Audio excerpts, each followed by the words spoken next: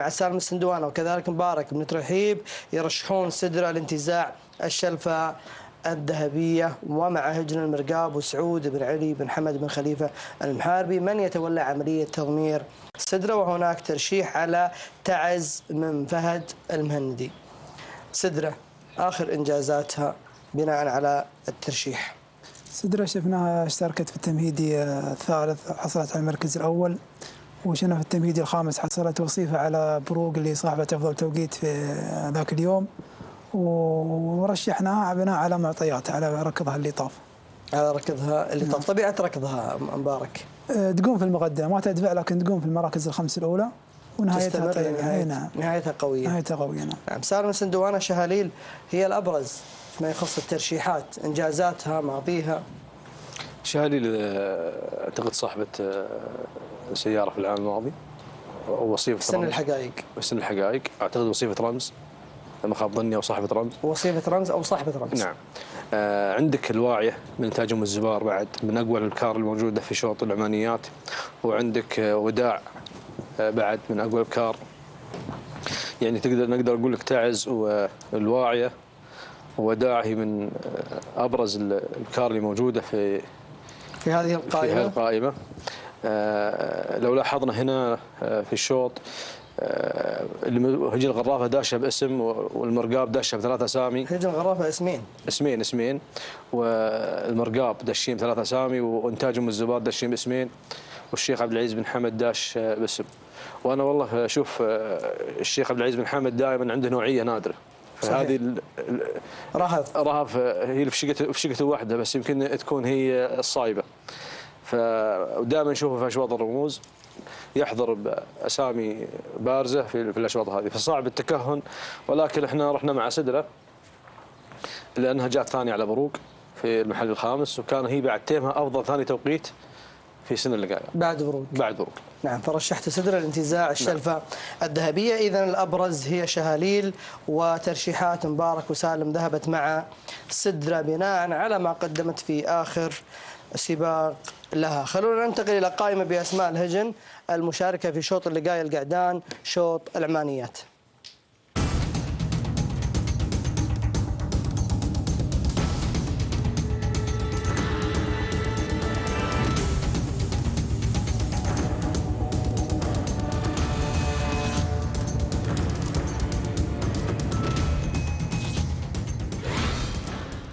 إذا مشاهدينا الكرام 13 اسم في هذه القائمة، وترشيح السندوانة مع البصير، وهناك 3 ترشيحات على البصير. إذن هو الأبرز في مسار هذه القائمة. مبارك الشهواني يذهب مع العقربي ترشح مبارك لانتزاع الخنجر الذهبي. نعم. العقربي بس الأبرز البصير. نعم. البصير قعود سبوق وانت رشح، وانا رشحت العقربي على انجازاته. اشترك مرتين وحصل على سابق وثاني اشتراك افضل توقيت في ثاني اشتراك. اي نعم. وانتقلت ملكيته الى هجن المرقاب، واول مشاركه له يخوضها في الاشواط المفتوحه. واليوم نعم. البصير سالم. البصير طال عمرك عنده اكثر من نقطه السنه هذه، والعام شفنا له مشاركات سبق وتوقيت مميزه، ومن افضل القعدان اللي شفناها في فئات العمانيات. يعتبر البصير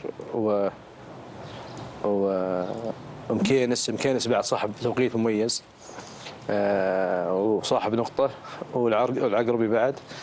لكن أنا رحت مع البصير لأن أسلوب ركضه يعني. هذه بروج سالم السندوانة ترشيحكم رقم 12. نعم. نشوفها إن شاء الله اليوم. هذه سيوف. هذه سيوف. نعم. هذه سيوف رقم 13. سيوف وبروق. صحيح. هم الأبرز في الشوط المفتوح، وهم المرشحات. نعم. الله يوفقهم. اللهم آمين. لا هذه مهمة، رقم 12 مهمة. لا 12 في القائمة هي مهمة. بروق في الشوط المفتوح. الشوط المفتوح أول شوط أنت مرشحها بروق. الشوط المفتوح رقم المطية. نعم. مرشحها يا أبو محمد. لا أنا أشوف الرقم الأول أحسن من 10 مكتوب. طيب. إذن الأبرز عندنا البصير. عندك ومكينس والعقربي غازي، وفيه المشوك. غازي اعتقد صاحب سياره في العام الماضي. غازي المشوك مرشحه فهد المهندي. المشوك ترشح اليوم بعد ابو خالد ما شاء الله حلله مركز الصباح. ما شاء الله. لهم التوفيق باذن الله. اتوقع بعد مشوك كلها نصيب الاسد. مشوك كله نصيب الاسد. اذا المنافسه راح تكون على اشدها بمسار هذه الاشواط. خلونا الان ننتقل الى شوط الانتاج وهجن انتاج ام الزبار ومشاركاتها ايضا في مسار هذه الاشواط من خلال العديد من الاسماء وقائمه باسماء الهجن المشاركه في شوط اللقايه البكار.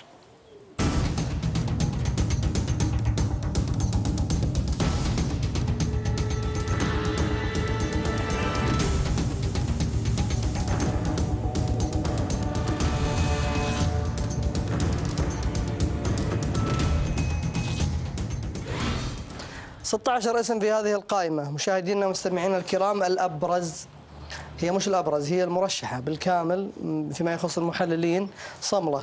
الجميع رشحها 6 أسماء يتوقعون أن تكون صملة هي صاحبة الشلفة الذهبية وهي وصيفة الرمز العام في سن الحقائق. نعم، وصيفة غدير موجودة معها في نفس الشوط. وصيفة غدير اللي معها في نفس الشوط. ورشحته صملة وخليته غدير. نعم، على معطيات السنة هذه شفنا صملة لها اشتراكات طيبة. وغدير ما شفت لها اشتراكات؟ غدير نعم سبقت في الشوط الأول مرة وجت ثا وصيفة. وصملة؟ وصملة شفنا سبقت. نعم. أي شوط؟ الشوط المفتوح مش شوط الانتاج. في شوط مفتوح. نعم مش شوط انتاج. والان هي في اشواط الانتاج ومع المرعب. نعم، مع المرعب ناصر بن حمد بن مسفر اللي نتمنى له التوفيق. كذلك عندك تعاليل صاحبة نقطتين هذا الموسم، صاحبة سيارتين العام الماضي تعاليل، وصاحبة ثاني افضل توقيت في مهرجان الامير الوالد بعد الغزير، وشفنا لها السنة لها مشاركات طيبة. كذلك عندك سرايا والجساسية وعندك بروق والهملة، كذلك عند هجن انتاج ام الزبار. ومن اخطر المشاركات اللي هي التماس لسعادة الشيخ مشعل بن عبد الله بن عبد الرحمن مع مضمر هادي بن جار الله. هادي بن جار الله. اذا الاخطر التماس سالم السندوانه. انا اشوف المنافسه بتكون بين صامله وغدير، صاحبة الرمز العام في سن الحقائق ووصيفتها. نعم.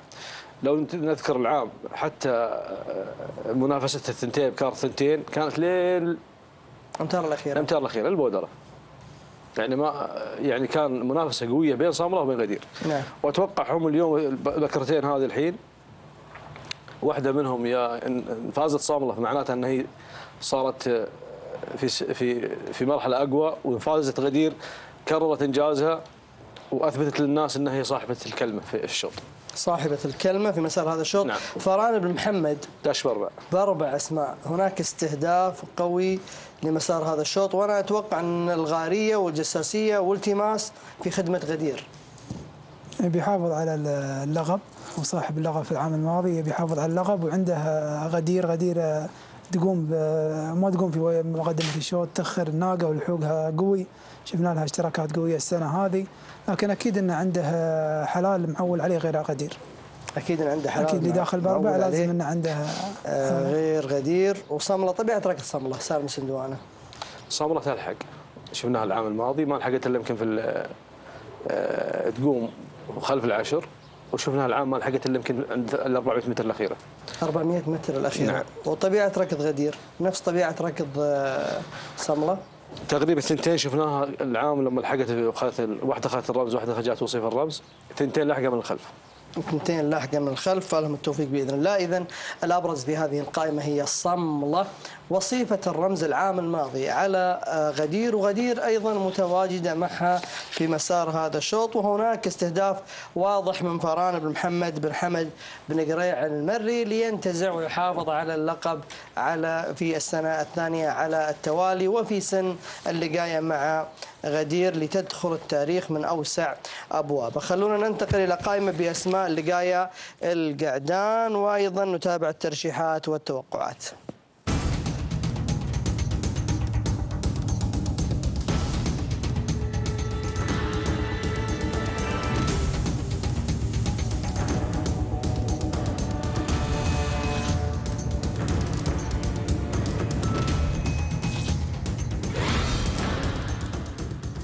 ثم 18 اسم في هذه القائمة. صنديد وناصي هم الأبرز فيما يخص الترشيحات، وهناك ترشيح على مكرم صالح الدعبة. وكذلك مبارك بن ترحيب يرشح إسناد الانتزاع الرمز سالم السندوانة.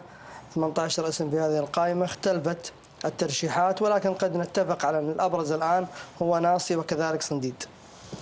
18 اسم فيها 16 اسم لهجن إنتاج أم الزبار. صحيح. واسمين لهجن المرخية. فالأكثرية في الشوط القعدان من هجن إنتاج أم الزبار باختلاف المضمرين. لو تكلمنا عن القعدان هذه في عدم وجود عتيم في الشوط صعب التكهن في الشوط هذا، لأن عتيم راح للشوط المفتوح، والقعدان هذه كلها عندها سبق، أغلبيتها عندها سبق ومنافسة، يعني منافسة قوية. صحيح. فاليوم صعب انك تقول ان يعني احنا نرشح على معطيات، ولكن في النهايه اليوم في بطل جديد. العام اعتقد اذا ما خاب ظني يمكن القعدان هذه نافست على الرموز. صنديد صاحب رمز صنديد، اسناد وصيف رمز. وعندك قعدان بعد محقق سيارات، ولكن اليوم بعد سن اللي جاي يختلف. فاتوقع بين ناصي ولا عند الله، بين ناصي وبين صنديد وبين هداف. هداف بعد صاحب نقطة اعتقد المحل الخامس، كان ركضه بعد طيب، فكلها ترشح، لكن الابرز صنديد وناصي وهداف واسناد، هاي كلها طال عمرك يمكن تكون ابرز اسامي في القعدان. ابرز الاسامي في شوط القعدان 4 اسماء دخل فيها ناصر بن حمد بن سفر الشهواني، وهناك ايضا 4 اسماء عند مبارك بن محمد بن علي الجربوعي، و3 اسماء عند بن سلامه، وكذلك اسم عند بن قريع. المنافسه بتكون على اشدها 100%. حمد بن سالم بن حمد بن بريك المري ايضا داخل في اسم، ولكن الاستهداف اصبح واضح من المرعب وكذلك من الجربوعي. أتمنى لهم التوفيق. عندك مبارك بن صير داخل بالنحاوي والشهم وكذلك ناصي. اسم النحاوي وناصي اللي شفنا لهم اشتراكات قوية السنة وحصلا على المركز الأول. واسناد وصيف رمز العام الماضي شفنا له مشاركات طيبة السنة. وصنديد صاحب رمز العام الماضي وشفنا له السنة سابق في آخر شوط في الإنتاج، وشفناه بالمركز الأخير حصل على المركز الثالث. فهذه الأسماء اللي بتكون بينها دائرة منافسة اللي هي النحاوي وناصي واسناد وصنديد. بيكون على ما أعتقد أن الشوط بيكون بين الأسماء. اسناد آخر إنجاز له. اسناد آخر إنجاز له شفناه السنة هذه في المراكز المتقدمة، ما حصل على المركز الأول، لكن ناصر شفنا حلا ناصر في سن الحقائق في التمهيديات ثالث رابع في الأشواط، وحصل على رموز الإنتاج المفتوحة، وقلنا يمكننا يتبع سياسة الحقائق في سن اللقاء. نعم. من راح ينافس ناصي بشكل قوي؟ أتوقع صنديد صاحب رمز وقعود بعد قوي من أقوى الأسامي. لو لاحظنا أن بن سلامة عنده 3 قعدان أتوقع. نعم 3 قعدان في الشوط، فأكيد أنه مدخل هياض وشفشاف. العديد وهداف بعد لا يستهان به. هداف نعم. صاحب الشوط الأول مفتوح في المحل الخامس. يعني قريب انت. وهداف يقوم في المقدمة، فأتوقع هنا بن سلامة يعني ما راح يخلي الشوط براح، بيكون هداف في المقدمة وصنديد وراء. بيجر الشوط بهدف. أتوقع المبادرة بتكون من بن سلامة. نعم، لأن عنده قعدان كلها قوية دفاعة، واللي بيروح قدام يمكن يواصل ياخذ الرمز، واللي وراء يمكن يلحق وياخذ الرمز. فأتوقع عنده النوعية اللي تأهله انه ياخذ الرمز. نعم نتوقع الحقيقة المنافسة في مسار هذا الشوط باختلاف المضمرين لهجن إنتاج أم الزبار، وهناك أيضا هجن المرخية. من الأبرز في هجن المرخية؟ في هجن المرخية أتوقع بيكون عرقان، ويمكن يكون الأبرز. عرقان هو الأبرز؟ نعم، بس حصل المركز الثالث في التمهيدي على ما أعتقد. ثالث في التمهيدي. نعم. التوقيت الزمني في هذا الشوط يعني؟ أي نعم. أشواط الإنتاج بشكل عام أتوقع أنه بيكون في 19 في شوط القعدان. نعم. مع أنه يمكن يكون شوط جر. يكون شوط جر وبيكون شوط كله على خط واحد، لأنه ما في مطية فارقة في طيب مستوى شوط كل الجر الألعاب. دائما تختلف فيه التوقيت.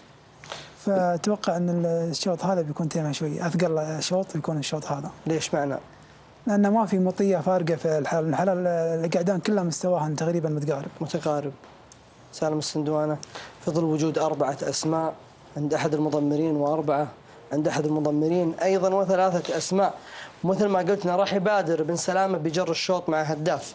هو شوف الشوط فيه قعدان كلها سباق، لكن احنا نتكلم على نوعية الحلال اللي نعرفها زينة، النوعية اللي موجودة في الشوط، لكن كتوقيت يمكن يكون حوالي 20 19 18. ثقيل التوقيت بيكون. مو بثقيل لكنها بيكون أثقل. لا أنا أتكلم بالنسبة للأشواط المفتوحة. بيكون واحتمال ذكرتم من 10 ل 14، واحتمال نشوف قعود اليوم يعني يخلف التوقعات وفي نفس الوقت يجيب توقيت أفضل. توقيت مميز. ممكن يجيب توقيت مميز نعم.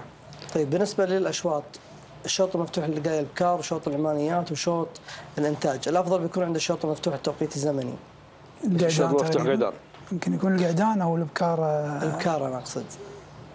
لا التوقيت الأفضل أتوقع يكون في القعدان. في القعدان يكون التوقيت الأفضل. نعم أتوقع. نعم. طبعا الآن نتابع الاستعدادات مشاهدينا ومستمعينا الكرام قبيل انطلاق أشواط الفترة المسائية. سوف نكون على موعد مع 10 أشواط. هذه هي الأشواط تضم بين طياتها 6 أشواط، أشواط الرموز فيما يخص الأشواط المفتوحة، وكذلك أشواط العمانيات، وأيضا أشواط الإنتاج، والجميع يترقب هذه الأشواط بناء على ما حققت من إنجازات العام الماضي، بالأخص لهجن إنتاج أم الزبار. ها هي في هذا العام تأتي وبسن مغاير، لنرى ماذا سوف تحقق من خلال هذه المشاركة. التوقعات والترشيحات على قدم وساق، ونحن أيضا بالانتظار، فننطلق معا إلى أرضية الميدان لنتابع معكم انطلاقة هذه الأشواط.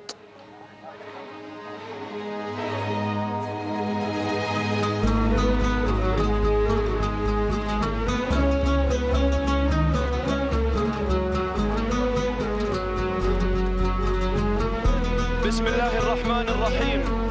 مشاهدينا الأعزاء والحفل الكريم، السلام عليكم ورحمة الله تعالى وبركاته، وأسعد الله مساءكم بكل خير.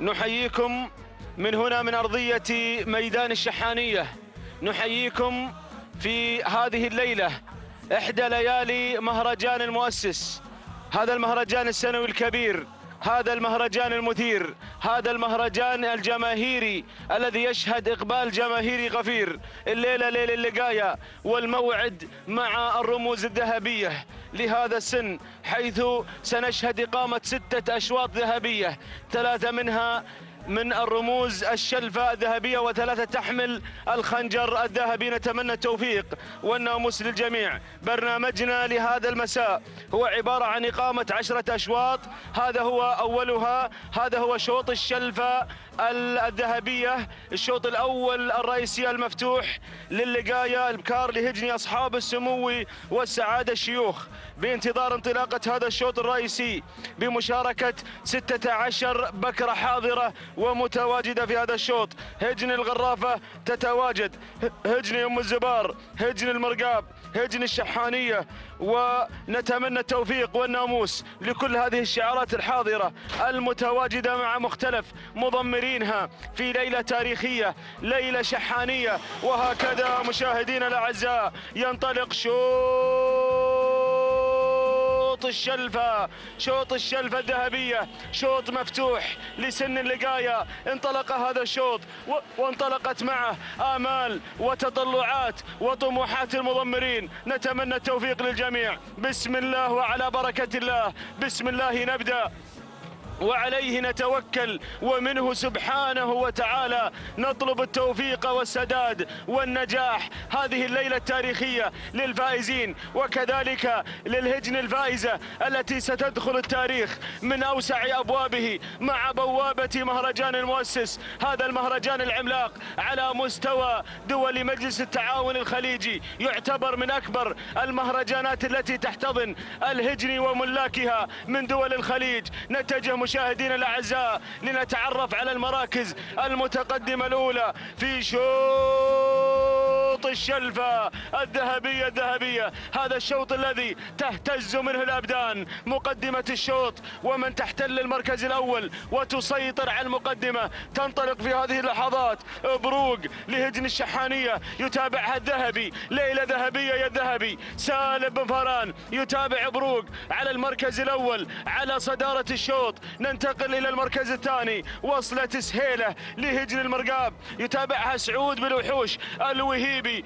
دور المركز الثالث يصل الشعار الغرفاوي مع أمواج هجن الغرافة يتابعها المدهش سالم بن عامر المدهوشي. المركز الرابع وصلت هجن أم الزبار مع المركز الرابع النوف هجن أم الزبار مع عبد الله بن سلام الهاجري. المركز الخامس تصل الواصلة لهجن الغرافة مع سالم بن عامر المدهوشي من يبحث الليلة بعد أن فاز مع أجيال في الشوط المفتوح في سن الحقائق. هل يتكرر السيناريو يا المدهش يا هجن الغرافة أم تكون هجن الشحانية وهجن المرقاب حاضرات الليلة وهجن أم الزبار من دخلت ومن تدخل على خط المنافسة بكل قوة؟ العودة إلى مقدمة الشوط. شحانية صدارة شحانية وغرفاوية وهجن أم الزبار أيضا تنضم إلى الزحمة تنضم إلى خضم التنافس. العودة إلى بروق الذهبي حاضر الليلة. الذهبي الليلة شمر عن سواعده الليلة عندما رأى الذهب في أشواط الذهب. بروق مع المركز الأول مع صدارة الشوط هجن الشحانية. المركز الثاني وصلت مبثوثة اللي بثت الشوط بث من خلال انطلاقتها في المركز الثاني. المركز الثالث وصلت الواصلة لهجن الغرافة. تخطيط وتكتيك بين المضمرين أيضا خطط تدرس وتعلم للأجيال القادمة.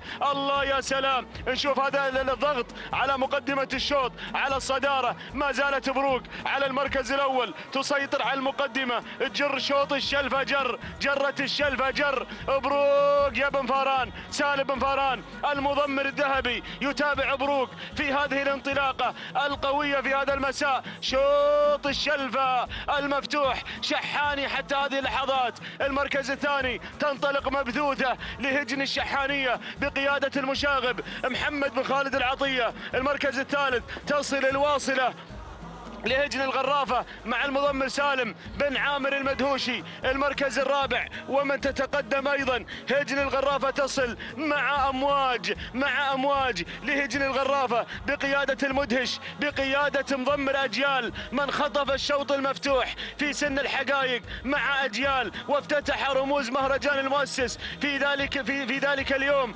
الله يا سلام مع أجيال. بينما المركز الرابع يصل شعار هجن المرقاب ولكن دخول عليه وتقدم من قبل مهمة لهجن الشحانية مع المضمر الذهبي سالم بن فاران يقدم مهمة على المركز الخامس. اقتربنا من الشلفة يا مضمرين. بروق المرشحة ما زالت على المقدمة ما زالت تنأى بنفسها عن الضغط. ما تحب الزحمة بروق أبدا ما تحب الزحمة يا جماهيرنا الأعزاء. روحت قدام والكاميرا تبرالها شافت الشلفة. بروق تقترب من الشلفة بعد هذه الضغوط التي واجهتها مع الانطلاقة إلا أنها ما زالت تصر على المركز الأول وعلى انتزاع الشلفة 1500 متر.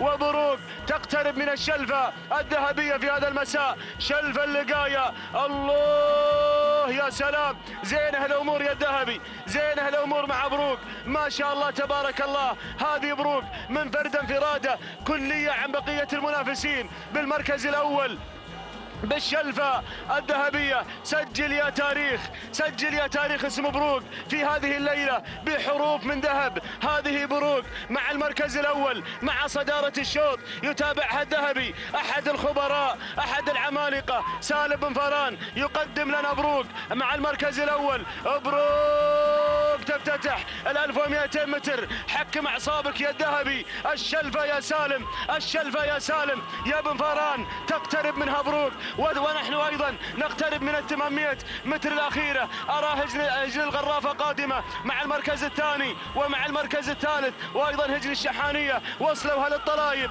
ولكن بروق تفتتح الكيلو متر الأخير، المركز الثاني في هذه اللحظات. ومن تصل وتتقدم تصل مصفوفة لهجن الشحانية مع محمد بن خالد العطية، وتصل أيضا العنود لهجن الغرافة. وصلت العنود ولكن بروق 800 متر، ما زالت العصا في الابطان يا بن فاران. اللحظات الحاسمة، الغرافة تهاجم والشحانية تهاجم، ولكن بروق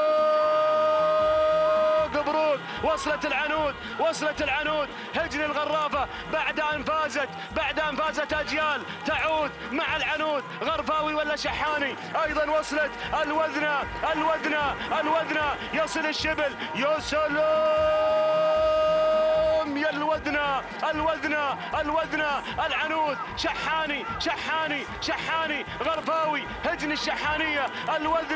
الوذنة تنتزع الشلفة الذهبية. الشوط المفتوح راح مع الوذنة. سجل يا تاريخ الوذنة، شوطنا المفتوح، الشلفة الذهبية. شحانية مع الوذنة. يا سلام يا الوذنة، يا سلام يا الشبل، أشكرك يا الشبل. جابر بن سالم بن فاران يقدم الوذنة. الشلفة مع الوذنة. تهانينا والناموس لمؤسسة هجن الشحانية وللشبل جابر بن سالم بن فاران. المركز الثاني العنود لهجن الغرافة. المركز الثالث مصفوفة لهجن الشحانية مع محمد بن خالد العطية. المركز الرابع مهمة لهجن الشحانية مع سالم بن فاران. المركز الخامس بروق لهجن الشحانية مع سالم بن فاران. تهانينا والناموس لهجن الشحانية على فوز الوذنة بالشلفة الذهبية للقاية. هذا الشوط المفتوح قدمت عرض تشكر عليه. تهانينا والناموس، وينجح الشبل في التخطيط والتكتيك لانتزاع الشلفة الذهبية في هذا المساء، ليهديها لمحبين الشعار الأدعم، للجماهير العنابية، لمحبين هجن الشحانية. تهانينا والناموس على هذا الفوز المستحق. الشلفة الذهبية أقوى أشواط اللقاية في هذا المساء، أول رموز اللقاية في مهرجان المؤسس تسجل باسم الوذنة. هذا هو ملخص هذا الشوط. هذه الوذنة أتت في الوقت المناسب لتنتزع هذه الشلفة الذهبية، متوجة كبطلة من أبطال المساء ومن أبطال هجن الشحانية. تهانينا والناموس على هذا الفوز المستحق وتوقيت مميز يسجل مع الوذنة في هذا المساء. 7 دقائق 18 ثانية 59 جزء من الثانية، توقيت ممتاز. تهانينا والناموس لهجن الشحانية على انتزاع الشلفة الذهبية. التهاني للمضمر جابر بن سالم بن فاران. تهانينا الشبل. المركز الثاني العنود قدمت عرض تشكر عليه. 7 دقائق هو توقيتها 21 ثانية 10 أجزاء من الثانية. تهاني والناموس لهجن الغرافة. وتهانينا لسالم بن عامر المدهش. تهانينا المدهش. المركز الثالث مصفوفة قطعت المسافة في 7 دقائق 25 ثانية جزء واحد من الثانية. تهاني لهجن الشحانية، وتهانينا لمضمرها محمد بن خالد العطية، وتهانينا للمضمر المشاغب، وتهانينا والناموس لجميع الفائزين. شوط الخنجر الذهبي للقاية القعدان شوط مفتوح يستعد للانطلاقة، وأنقل الكلمة والميكروفون لزميلي مطلق بن علي العنزي. بسم الله الرحمن الرحيم، بسم الله نبدأ، بسم الله نستعين. متابعينا مشاهدينا الكرام، أسعد الله مساءكم جميعا بكل خير. أحييكم، أرحب بحضراتكم في هذا المهرجان، مهرجان المؤسس الشيخ جاسم بن محمد بن ثاني طيب الله ثراه.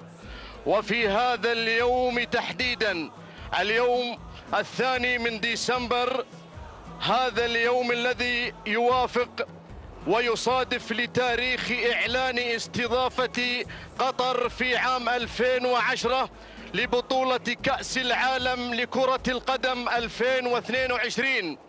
واليوم إن شاء الله سيتم الكشف عن أول مبنى في العالم على شكل رقم سنة 2022 بشكل هندسي ورائع وجميل للغاية. يا سلام، إبداع وتميز ونهوض لدولة العز والخير في عهد تميم المجد حفظه الله ورعاه. أيها الإخوة المتابعون، ننطلق على بركة الله مع هذا الشوط الرئيسي الأول، الشوط الحساس، شوط الخنجر الذهبي المفتوح لسن اللقاية القعدان وال5 كيلومترات التي ترافق هذه الأصايل وهذه الشعارات في هذا المهرجان هنا في قطر العز. يا سلام، ننطلق مع هذا الشوط، جائزة الشوط خنجر ذهبي بالإضافة إلى سيارة كادلك سكاليد. يا سلام يا سلام، من هو سعيد الحظ اليوم اللي سيحقق الناموس؟ يا لها من أسماء، يا لها من شعارات خطيرة خطيرة وأسماء عملاقة حاضرة في هذا المسار. المركز الأول، المركز الأول شعار الشحانية، هذا هو الشعار اللي خطف الشلفة قبل لحظات، هذا هو جويزيان على المركز الأول مع الشعار هجن الشحانية. المتابعة عند من؟ عند الذهبي، الذهبي سالم بن فاران المري، وما أدراك ما الذهبي، نار على علم هذا المضمر الذي يقود هذا الاسم في هذا الشوط الرئيسي الأول، الشوط الذهبي. المركز الثاني، المركز الثاني، رحبوا رحبوا رحبوا بعتيم، مرحبا بصديقي، مرحبا بعتيم اللي على المركز الثاني، عتيم لهجن أم الزبار على المركز الثاني. هذا هو عتيم بتاريخه المشرف اليوم، أهل لخوض معركة الأشواط المفتوحة، أهل ورشح لأن يتقدم في هذا الشوط الرئيسي الأول في الشوط المفتوح. يا سلام، أتمنى لك التوفيق يا صديقي اليوم، أتمنى لك التوفيق. هذا هو عتيم على المركز الثاني. المركز الثالث يقوده مبارك بن صرير هنا في عملية التضمير. المركز الثالث، المركز الثالث في رمضان على المركز الثالث. المركز الثالث لهجن المرقاب، القيادة عند من؟ عبد الله بن محمد بصغير المحاربي على المركز الثالث. المركز الرابع، وصل محلل، وصل المرشح الأقوى في هذا الشوط أيضا، محلل لهجن الشحانية عند من؟ عند الذهبي سالم بن فاران.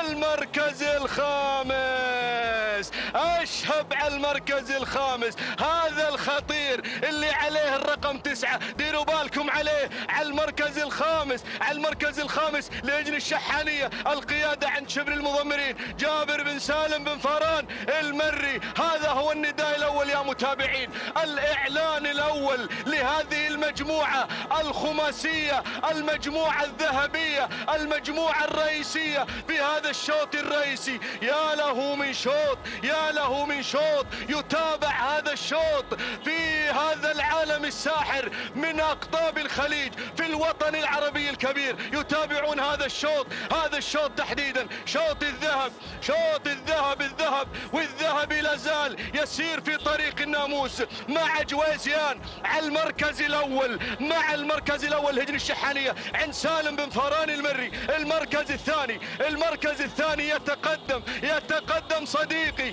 يتقدم عتيم على المركز الثاني في هذا المسار، ويقدمه مبارك بن صرير المري. يا سلام يا سلام، هذا هو أحد شبابنا القطريين الذين أثبتوا نجاحهم في هذا العالم الساحر. ومن الإنتاج عتيم يا بن بريك، من الإنتاج عتيم هناك من محمية أم الزبار، من محمية أم الزبار. المركز الثالث يشهب، هذا الخطير يا بن صرير، هذا الخطير، هذا الخطير، هذا الخطير اللي بالمركز الثالث يتقدم مع المركز الثالث لهجن الشحانية عند جابر بن سالم بن فاران. المركز الرابع محلل لهجن الشحانية عند سالم بن فاران. المركز الخامس الفايز لهجن الشحانية مع المضمر محمد بن خالد بن عبد الله العطية. لكن نعود إلى المركز الأول، نعود إلى المركز الأول، إلى الصدارة، إلى المقدمة. هادي أعصابك يا بن صرير اليوم، هادي أعصابك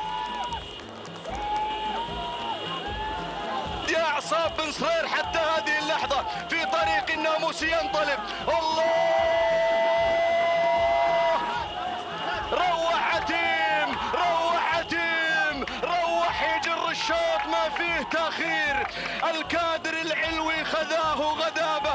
أم الزبار توفر السبق توفير إنتاجها لا من حضر يندرابه. نرسل سلاماته بزين التعابير إلى مقام العز راعي الرحابة، إلى سمو مبشر العز والخير تميم راعي السيف قابض انصابه. حيو حيو حيو حيو حيو عتيم الذهب الذهب الذهب مع عتيم، عتيم مع الذهب إنتاج أم الزبار. سلام سلام لمحمية أم الزبار، سلام إلى ذرب، إلى منطقة ذرب، إلى القائمين على هذه المحمية العملاقة. حيو عتيم حيو حيو عتيم حيو حيو الله. عتيم عتيم عتيم عتيم عتيم باي باي للتوقيت، احفروا له وادفنوه التوقيت. راح مع هذا البطل. يا سلام يا سلام يا صديقي يا سلام. عتيم عتيم أبدع وأمتع وخطف الذهب. هذا هو البطل اليوم اللي حقق الذهب. تهانينا والناموس لهجن أم الزبار، وتهنئة للمضمر مبارك بن صرير المري. المركز الثاني، المركز الثاني أشهب الهجن الشحانية. المركز الثالث، المركز الثالث الفايز الهجن الشحانية. المركز الرابع، المركز الرابع محلل الهجن الشحانية. المركز الخامس، المركز الخامس سهران لهجن الشحانية.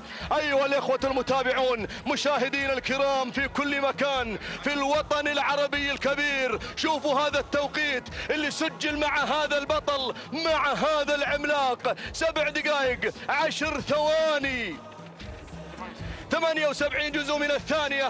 هذا هو التوقيت الحدث اللي سجل اليوم في ميدان الشحانية مع هذا البطل، مع إنتاج أم الزبار. تهانينا والناموس. المركز الثاني أشهب بالمركز الثاني لهجن الشحانية بقيادة سالم بن فران المري أو جابر بن سالم بن فران. التوقيت الزمني لحظة الوصول إلى خط النهاية.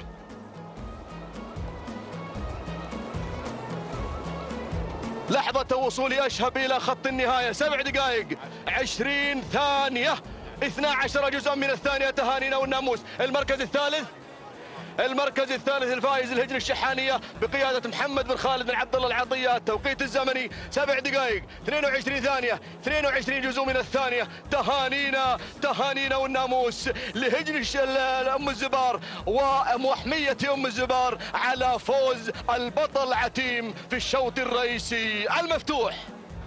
بسم الله الرحمن الرحيم، وعلى بركة الله دائما وابدا نستعين. متابعينا مشاهدينا الكرام، أسعد الله مساكم وجميع أوقاتكم بكل خير.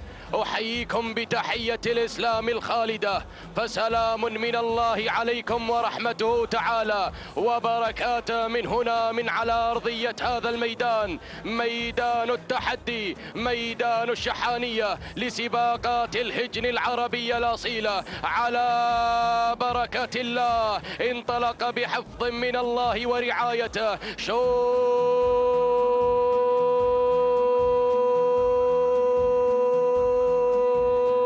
الشلفة، الشلفة الذهبية للقاية الابكار العمانيات ومن مسافة 5 كيلومترات. إذا متابعينا الأعزاء انطلقت هذه الأسماء، اندفعت هذه الشعارات، انطلقت رهف والواعية، مرمرة وبشاير، سدرة ووداع، مريفة وشهاليل، مرمرة وتعز، الدانة وسواحل، الذيبة. إذا متابعينا الأعزاء أتقدم مباشرة مع المركز الأول، أرى وداع، وداع مع المركز الأول، هجن الشحانية محمد بن خالد بن عبد الله العطية من يقدم لنا وداع على أول الأسماء، وداع على أول التحديات. المركز الثاني وصلت بشاير، بشاير مع المركز الثاني، هجن المرقاب سعود بن علي بن حمد بالوحوش من يقدم لنا بشاير عشاير على ثاني الأسماء. المركز الثالث وصلت مرمرة مع المركز الثالث، غيرت وانطلقت إلى المركز الثاني بشعار هجن الشحانية. سالم بن فاران المري يتقدم مع مرمرة على ثاني الأسماء. المركز الرابع تصل الدانة، تتقدم الدانة بالشعار الغرفاوي على رابع الأسماء. هجن الغرافة سالم بن عامر بن راشد المدهوشي يقدم لنا الدانة، يتقدم مع الدانة في هذه اللحظات. المركز الخامس وصلت في هذه اللحظات، تتقدم مرمرة مع المركز الخامس. هجن المرقاب سعود بن علي بن حمد بالوحوش. إذن متابعينا الأعزاء، ها هي نتيجتنا للخمسة المراكز المتقدمة هنا في شوط العمانيات، شوط الشلفة الذهبية. متابعينا الأعزاء، أعود مع وداع مع المركز الأول. وداع مع المركز الأول تتقدم بشعار هجن الشحانية، الشعار الأدعم. تتقدم وداع محمد بن خالد بن عبد الله العطية، من يضمر لنا وداع المشاغب. المركز الثاني وصلت مرمرة مع المركز الثاني. مرمرة على ثاني الأسماء، يا حلوها ويا مرها، الله يا مرمرة. هجن الشحانية سالم بن فاران المري يصل الذهبي على ثاني الأسماء. أيضا شهاليل مع المركز الثالث. هجن الشحانية يصل الدعم من قبل الذهبي. سالم بن فاران المري يقدم لنا شهاليل على ثالث الأسماء. المركز الرابع تصل مرمرة هجن المرقاب قادمة مع رابع الأسماء. يقدم لنا مرمرة بالوحوش. سعود بالوحوش وصلت بهذه اللحظات، وصلت تعز، وصلت المرشح الأقوى، وصلت تعز. مرحبا بهذا القدوم، مرحبا بتعز، مرحبا بهجن الشحانية. الله يا تعز تتقدم ويقدم لنا تعز جابر بن سالم بن جابر بن فاران شبل المضمرين ينطلق مع تعز. وأيضا يصل الشعار الغرفاوي يقدم لنا سواحل. إذا متابعينا الكرام، الكيلومتر الأخير، الكيلو الخطير، الكيلو المثير، كيلو ما بين المضمرين، كيلو ما بين هذه الشعارات الكبيرة. أعود مع شهاليل هجن الشحانية. سالم بن فاران المري يتقدم الذهبي، يتقدم مع شهاليل إلى الشلفة الذهبية، شلف الأحمانيات. الله يا شهاليل، وصلت في هذه اللحظات، وصلت الدانة، وصلت سدرة هجن المرقاب. اسعود بالوحوش يقدم لنا سدرة، وايضا مريفة هجن الشحانية. وصلت الدانة، وصلت سواحل هجن الغرافة. ولكن اعود مع سدرة هجن المرقاب بالوحوش. اسعود بالوحوش يتقدم الماهر، يتقدم مع سدرة إلى الشلفة، شلف العمانيات مع هجن المرقاب.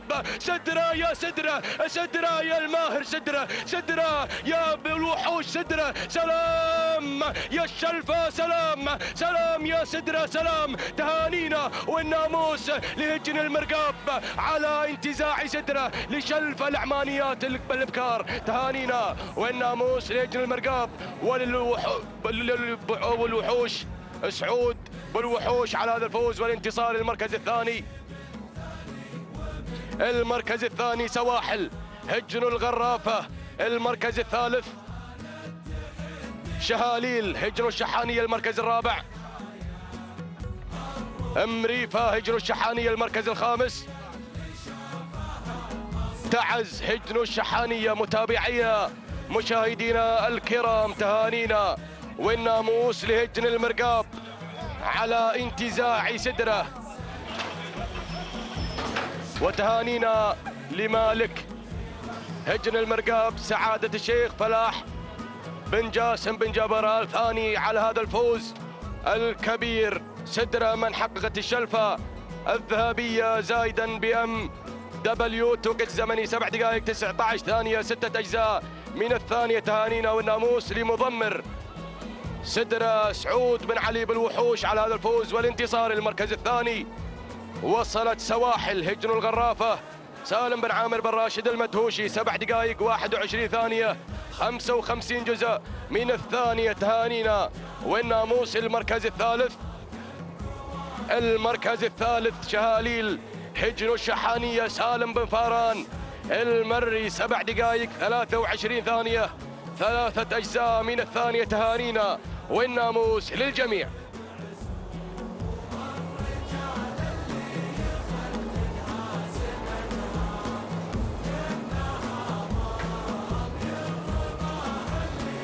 بسم الله الرحمن الرحيم.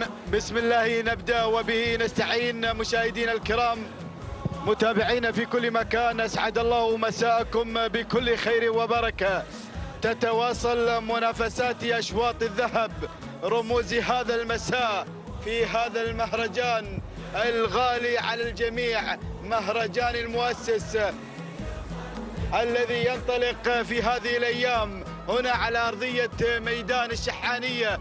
نتابع انطلاقة رابع أشواطنا في هذه الأمسية. شوط خاص بالقعدان العمانيات، الخنجر الذهبي. مشاهدينا الكرام لهذه الشعارات، شعارات أصحاب السمو الشيوخ والسعادة الحاضرة في انطلاقات مميزة وتحديات قوية. نتابع هذه الانطلاقة. أبدأ هنا مع البداية، أتابع برزان ينطلق على أول المراكز لهجن أم الزبار. يتقدم برزان بمتابعة فاران بن محمد بن قريع، بينما أتابع القادم مع ثاني المراكز يصل المشوك لهجن الشحانية بمتابعة محمد بن خالد العطية القادم مع ثاني المراكز، بينما مزاحم يتقدم مع ثالث الأسماء لهجن أم الزبار بمتابعة جابر بن علي النجم المري.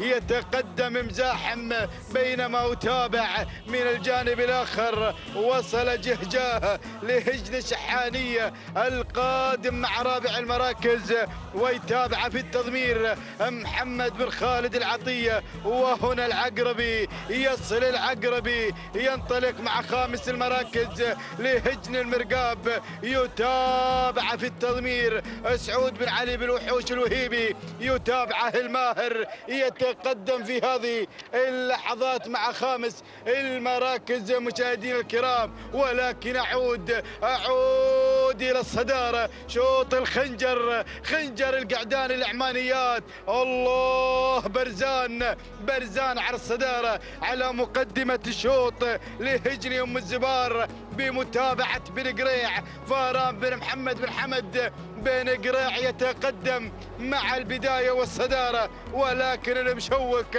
قادم مع ثاني المراكز ينطلق أيضا بهذا الشعار الأدعم، شعار هجن الشحانية، وبمتابعة المشاغب محمد بن خالد العطية قادم مع ثاني المراكز، بينما أتابع وصل مزاحم قادم مع ثالث المراكز لهجن أم الزبار جابر بن علي النجم المري. يتابع في التضمير القادم مع ثالث المراكز، بينما أتابع التقدم هناك مع رابع المراكز يصل جهجاه لهجن الشحانية. جهجاه بمتابعة المشاغب محمد بن خالد العطية، والقادم العقربي يصل العقربي في هذه اللحظات لهجن المرقاب. الله، الماهر سعود بالوحوش الوهيبي من قدم لنا سدرة في الشوط الماضي.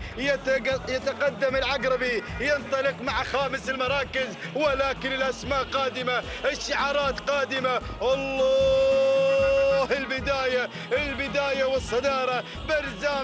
برزان هنا على مقدمة الشوط لهجن أم الزبار فاران بن محمد بن قريع. هنا ينطلق مع البداية شوط خنجر العمانيات القعدان، ولكن المشوك قادم مع ثاني المراكز لهجن الشحانية. الله المشاغب بدأ أيضا يتقدم مع هذه اللحظات محمد بن خالد العطية، ولكن وصل المرشح، وصل مكينس القادم في هذه اللحظات في أول ندى. مكينس يصل مع هذه اللحظات. بدأنا بالاقتراب. مكينس لسعادة الشيخ عبد العزيز بن حمد بن خالد بن أحمد آل ثاني، متعب بن عبد الله بن راشد آل فهيدان يتابع مكينس. وهنا جهجاه، وصلت الأسماء، وصل المصير. الله طارن القعدان في هذا الشوط، شوط خنجر العمانيات. هناك نتابع البداية. المشوك مع الصدارة ينطلق بالخنجر، ولكن المصير قادم مع ثاني المراكز لهجن الشحانية بمتابعة الشبل جابر بن سالم بن فاران. وهناك نتابع التقدم في هذه اللحظات والقادم مشاهدينا الكرام هناك بالشعار ندعم شعار هجن الشحانية. ولكن الله اللحظات المثيرة. المشوك غادر بالخنجر. المصير جهجاه.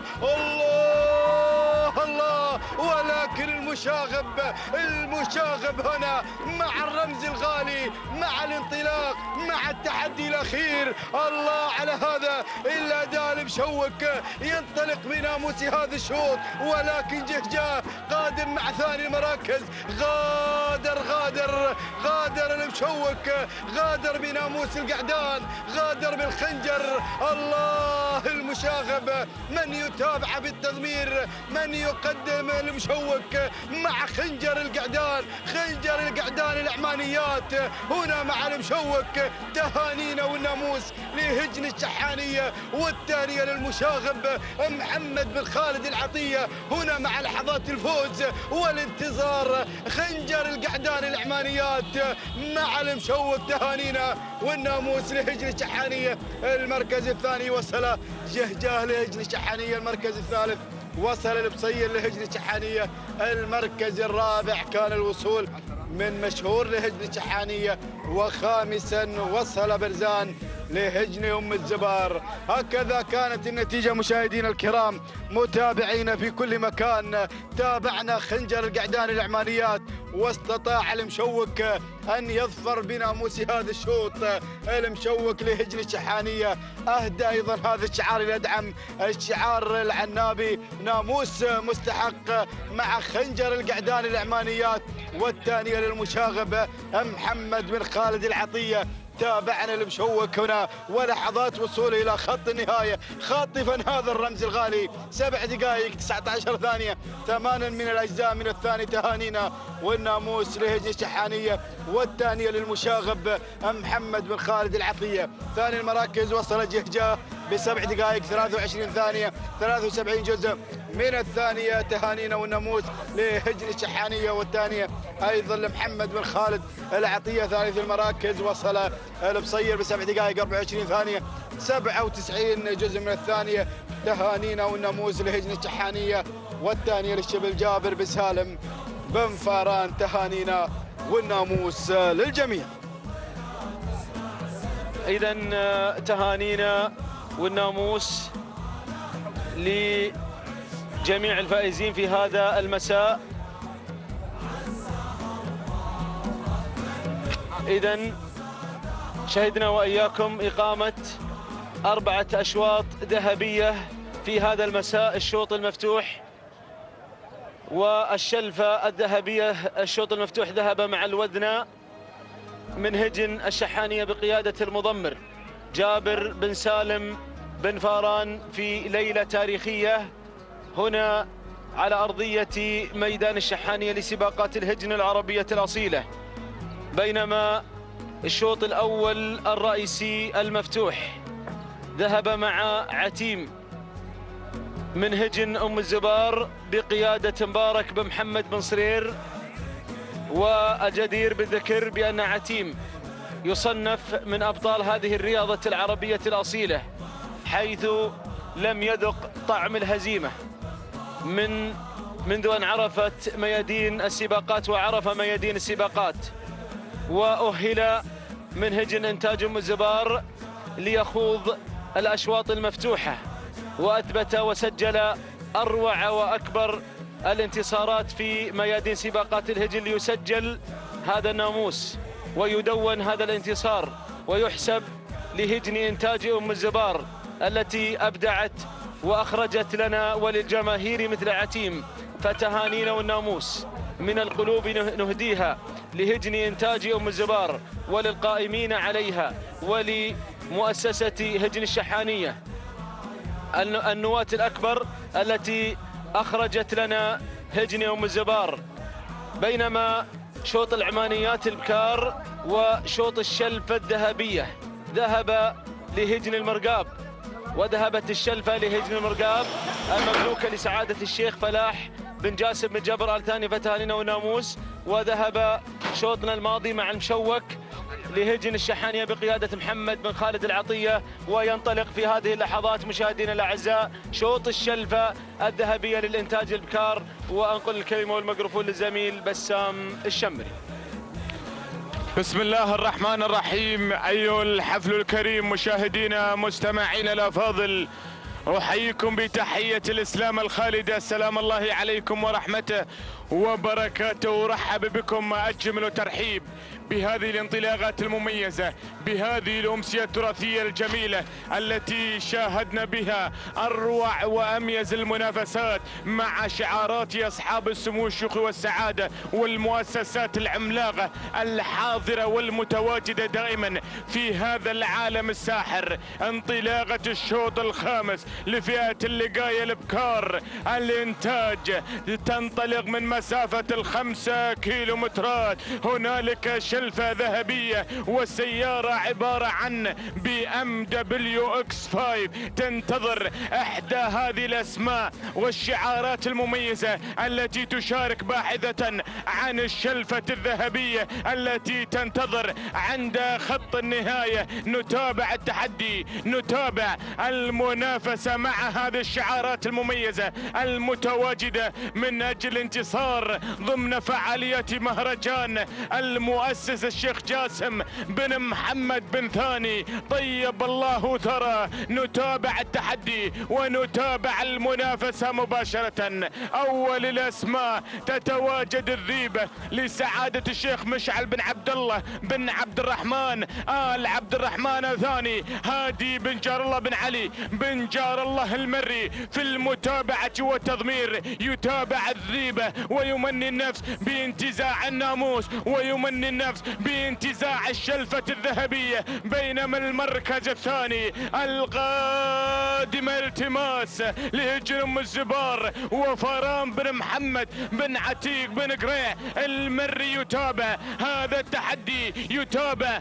هذا الانطلاق، يتابع هذا التمييز والإبداع. بينما المركز الثالث أتابع الجساسية أيضا بشعار هجن أم الزبار بمتابعة فرام بن محمد بن قريع المري الذي يتابع التماس ويتابع انطلاقة وتحديات الجساسية. اسمين عملاقين يشارك بها ابو محمد هنا باحثا عن الشلفة الذهبية. بينما المركز الرابع أتابع الغارية بشعار هجن أم الزبار أيضا بمتابعة فران بن محمد بن قريع. هنا أحد أوراقه الرابحة يتواجد بها على المركز الرابع. بينما المركز الخامس القادمة هنا مزون لهجن أم الزبار وجابر بن علي بن جابر النجم المري. يتابع انطلاقة مزون في هذا التحدي وبهذا المسار المميز. هذه النتيجة للخمس المراكز الأولى، للخمس الأسماء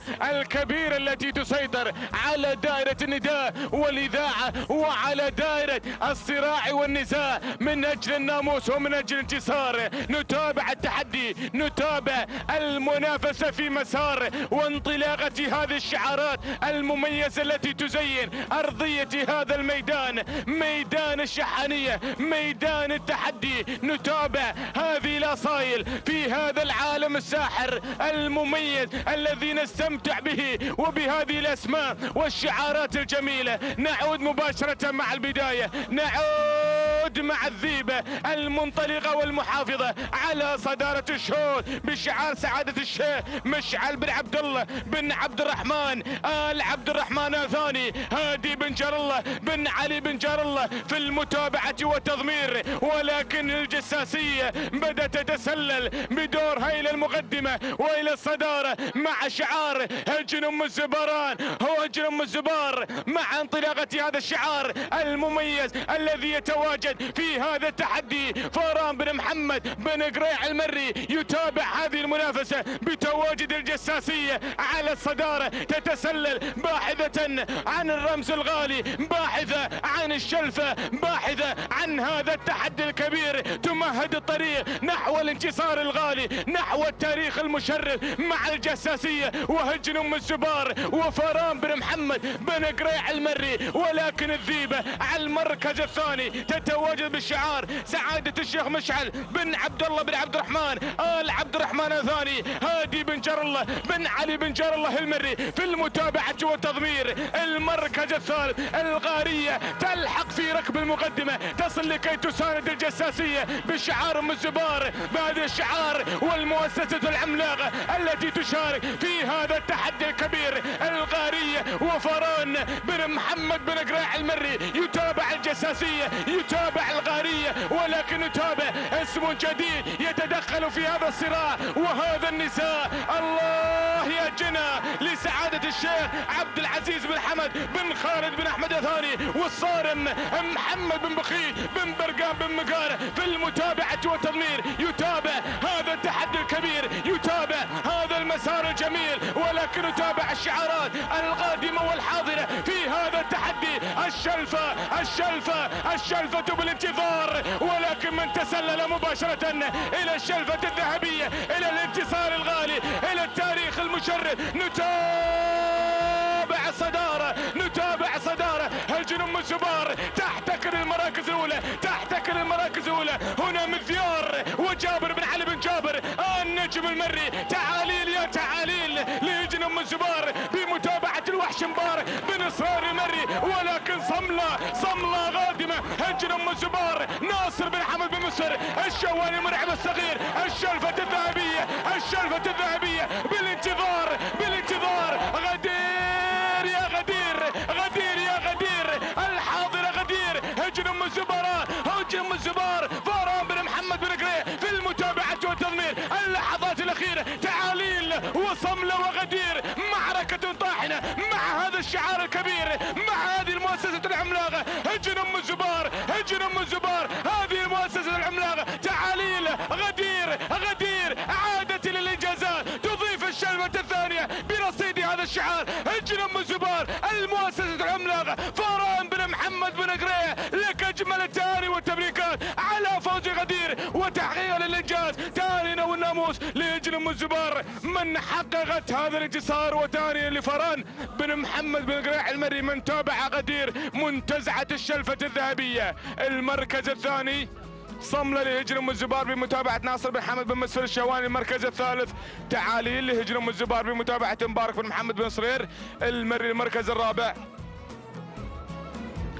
المركز الرابع مذيار لهجن أم الزبار بمتابعة جابر بن علي بن جابر النجم المري. المركز الخامس جنى لسعادة الشيخ عبد العزيز بن حمد بن خالد بن أحمد الثاني مع صار محمد بن بخيت بن برقان بن مقارح.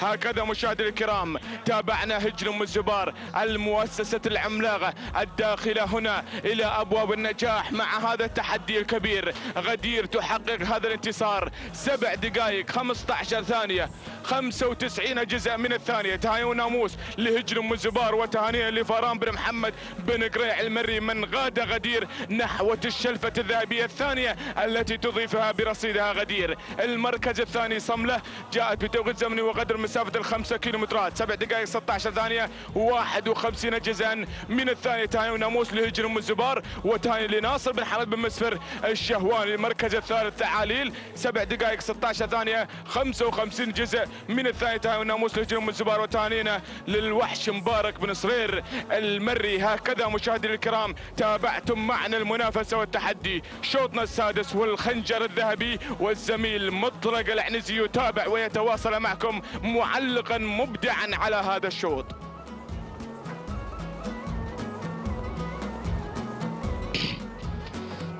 شكرا بسام الشمري. أيها الإخوة المتابعون مشاهدينا الكرام في كل مكان، أسعد الله مساءكم مجددا بكل خير. أسعد الله مساءكم بالناموس والفرح والسرور. أسعد الله مساءكم بالحب والتألق والذهب. اليوم نتابع انطلاقة سادس الأشواط المسائية، رمزا من رموز هذا المهرجان السنوي الكبير، مهرجان المؤسس، رمز اللقاية، القعدان، الإنتاج، رمز مهم بالنسبة لعشاق الأصالة، بالنسبة لأم الزبار تحديدا. هذا الشوط يا سلام، ننطلق مع هذا الشوط الذهبي اللي يحمل الأسماء العملاقة، يحمل الأسماء الكبيرة في طياته 5 كيلومترات. اليوم مع اللقاية ومتعة الذهب غير. اليوم المتعة غير. نعلن المراكز الخمسة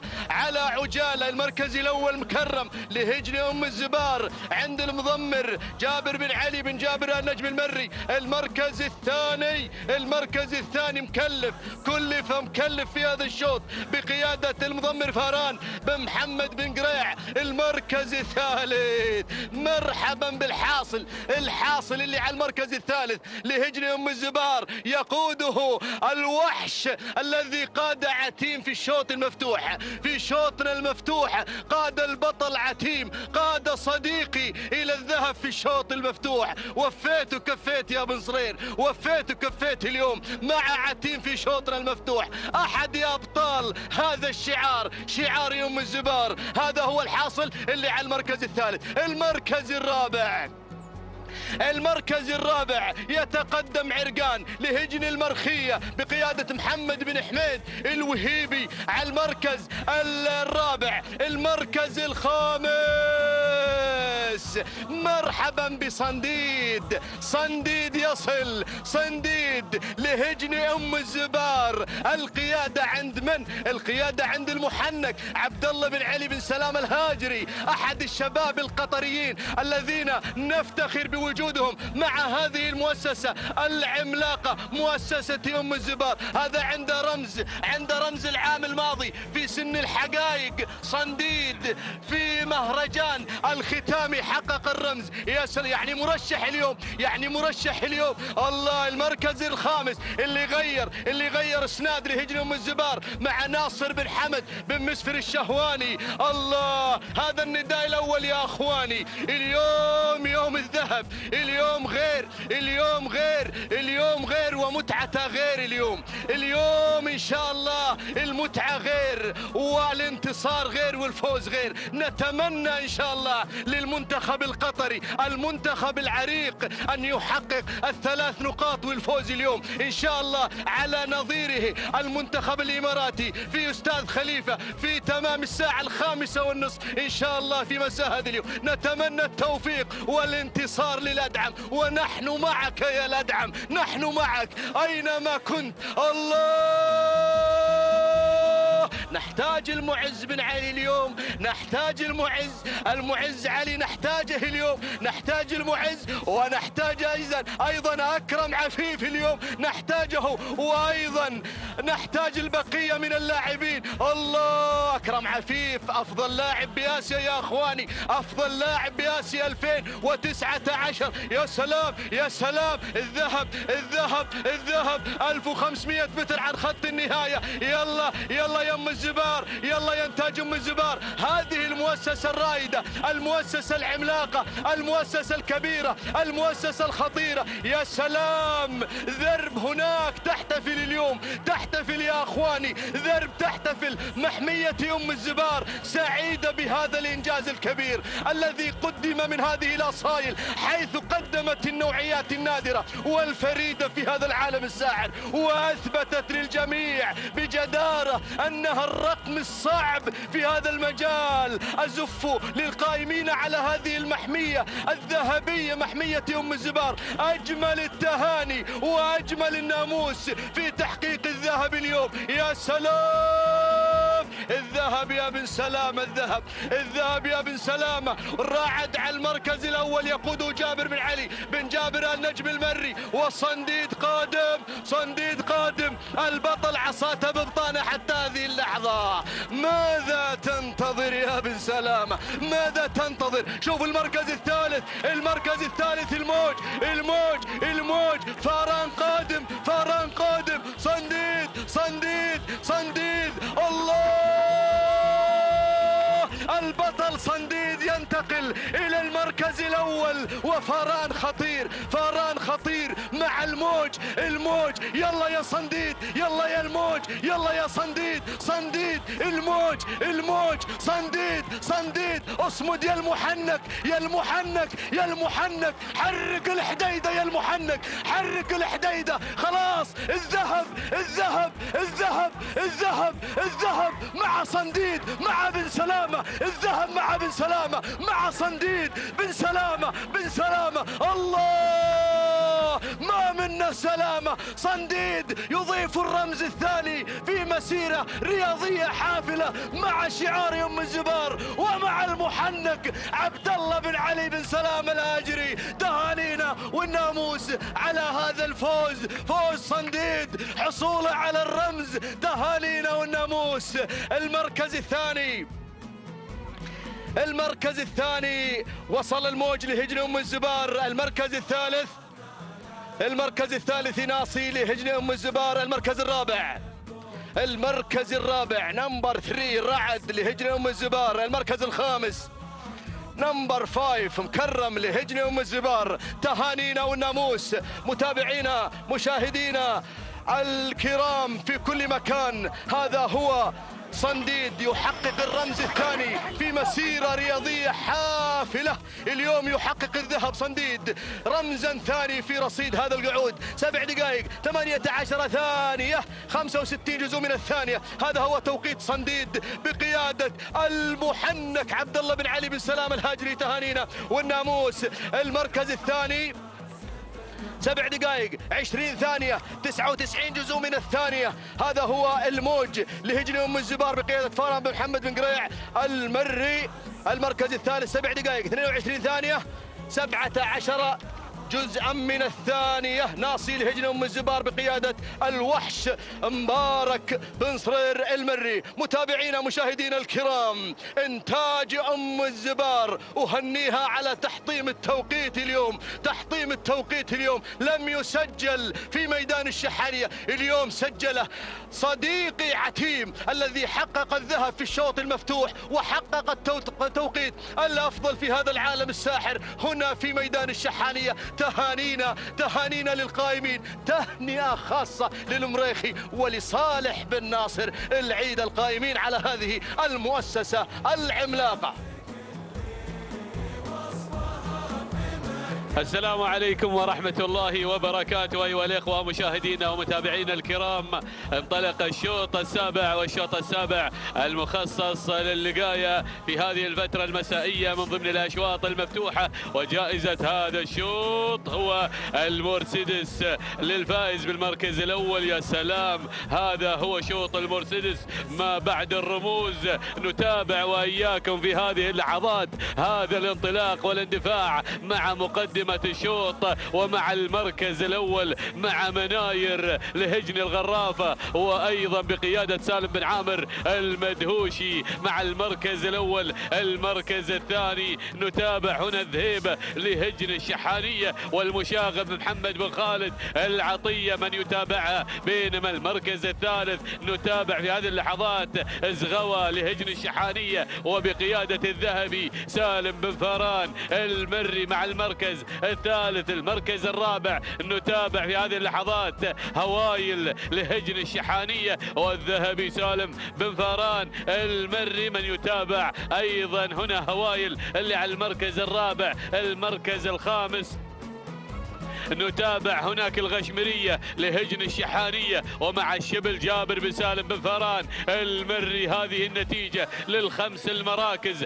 الأولى. يا سلام يا هذا الشوط والتحديات القائمة مع أيضا لوحة الثلاثة كيلومترات المتبقية على المرسيدس يا سلام يا سلام يا هذا الشوط الثمين يا سلام. ولكن شوفوا مناير التي أيضا تستعيد حقوقها مرة أخرى، تبي ترسل السلامات للشعار الغرفاوي. مناير يا مناير الله يا سلام يا مناير على المقدمة لهجن الغرافة وبقيادة سالم بن عامر المدهوشي. المركز الثاني ذهيبة لهجن الشحانية ومع المشاغب محمد بن خالد العطية. المركز الثالث نتابع هناك زغوى لهجن الشحانية والذهبي سالم بن فاران المري من يتابعها، بينما المركز الرابع هوايل لهجن الشحانية ومع الذهبي سالم بن فاران المري مع المركز الرابع.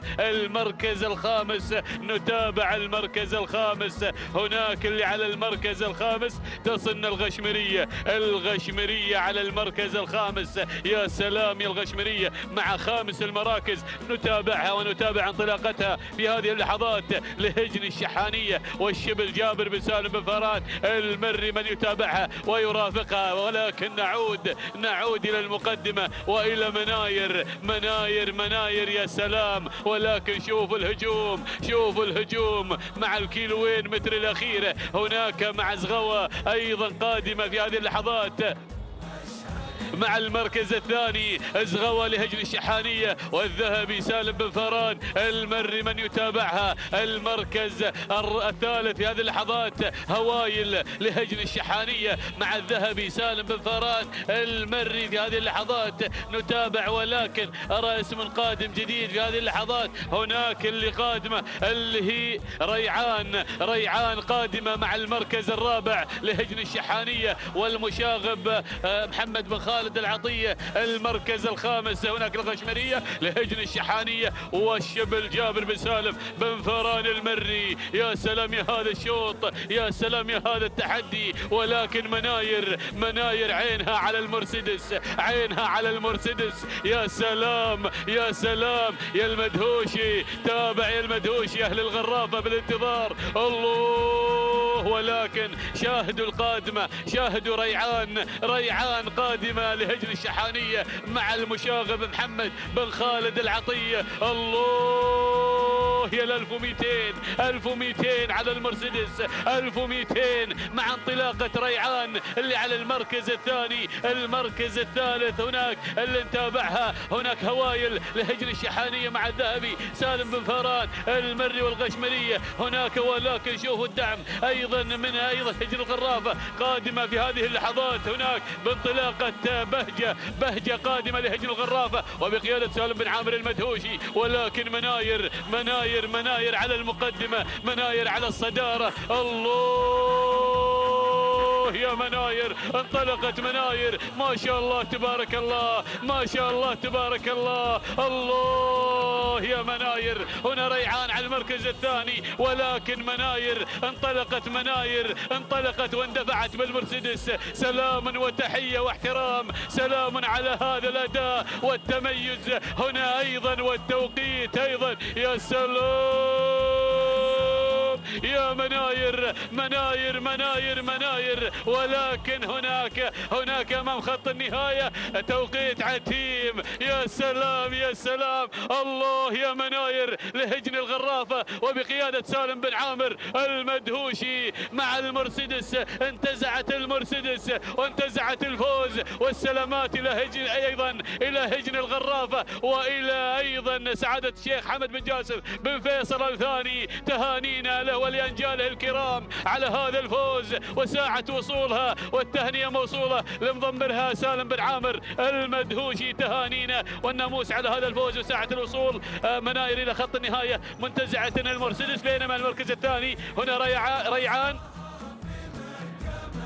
ريعان لهجن الشحانية والمشاغب محمد بن خالد العطية. بينما المركز الثالث وصلت هنا بهجة لهجن الغرافة بقيادة سالم بن عامر المدهوشي. المركز الرابع وصلت هنا هوايل لهجن الشحانية مع الذهبي سالم بن فهران. المركز الخامس وصلت الداودية لهجن أم الزبار مع حمد بن سالم بن حمد بن بريك المري. شاهدنا هذا الشوط وشاهدنا تحدي هذا الشوط. مناير اللي قامت راس وانتهت راس. الله يا مناير، سلام عليكم يا أهل الغرافة، سلام وتحيات واحترام مع مناير اللي فازت بكل جدارة واستحقاق وانتزاعها للمرسيدس في هذا المساء. هنا مع أيضا مناير توقيتها 7 دقائق 14 ثانية 37 جزء من الثانية. تهانينا لهجن الغرافة والتهنئة موصولة لسعادة الشيخ حمد بن جاسم بن فيصل الثاني، وأيضا هنا والتهنئة موصولة لسالم بن عامر المدهوشي. بينما المركز الثاني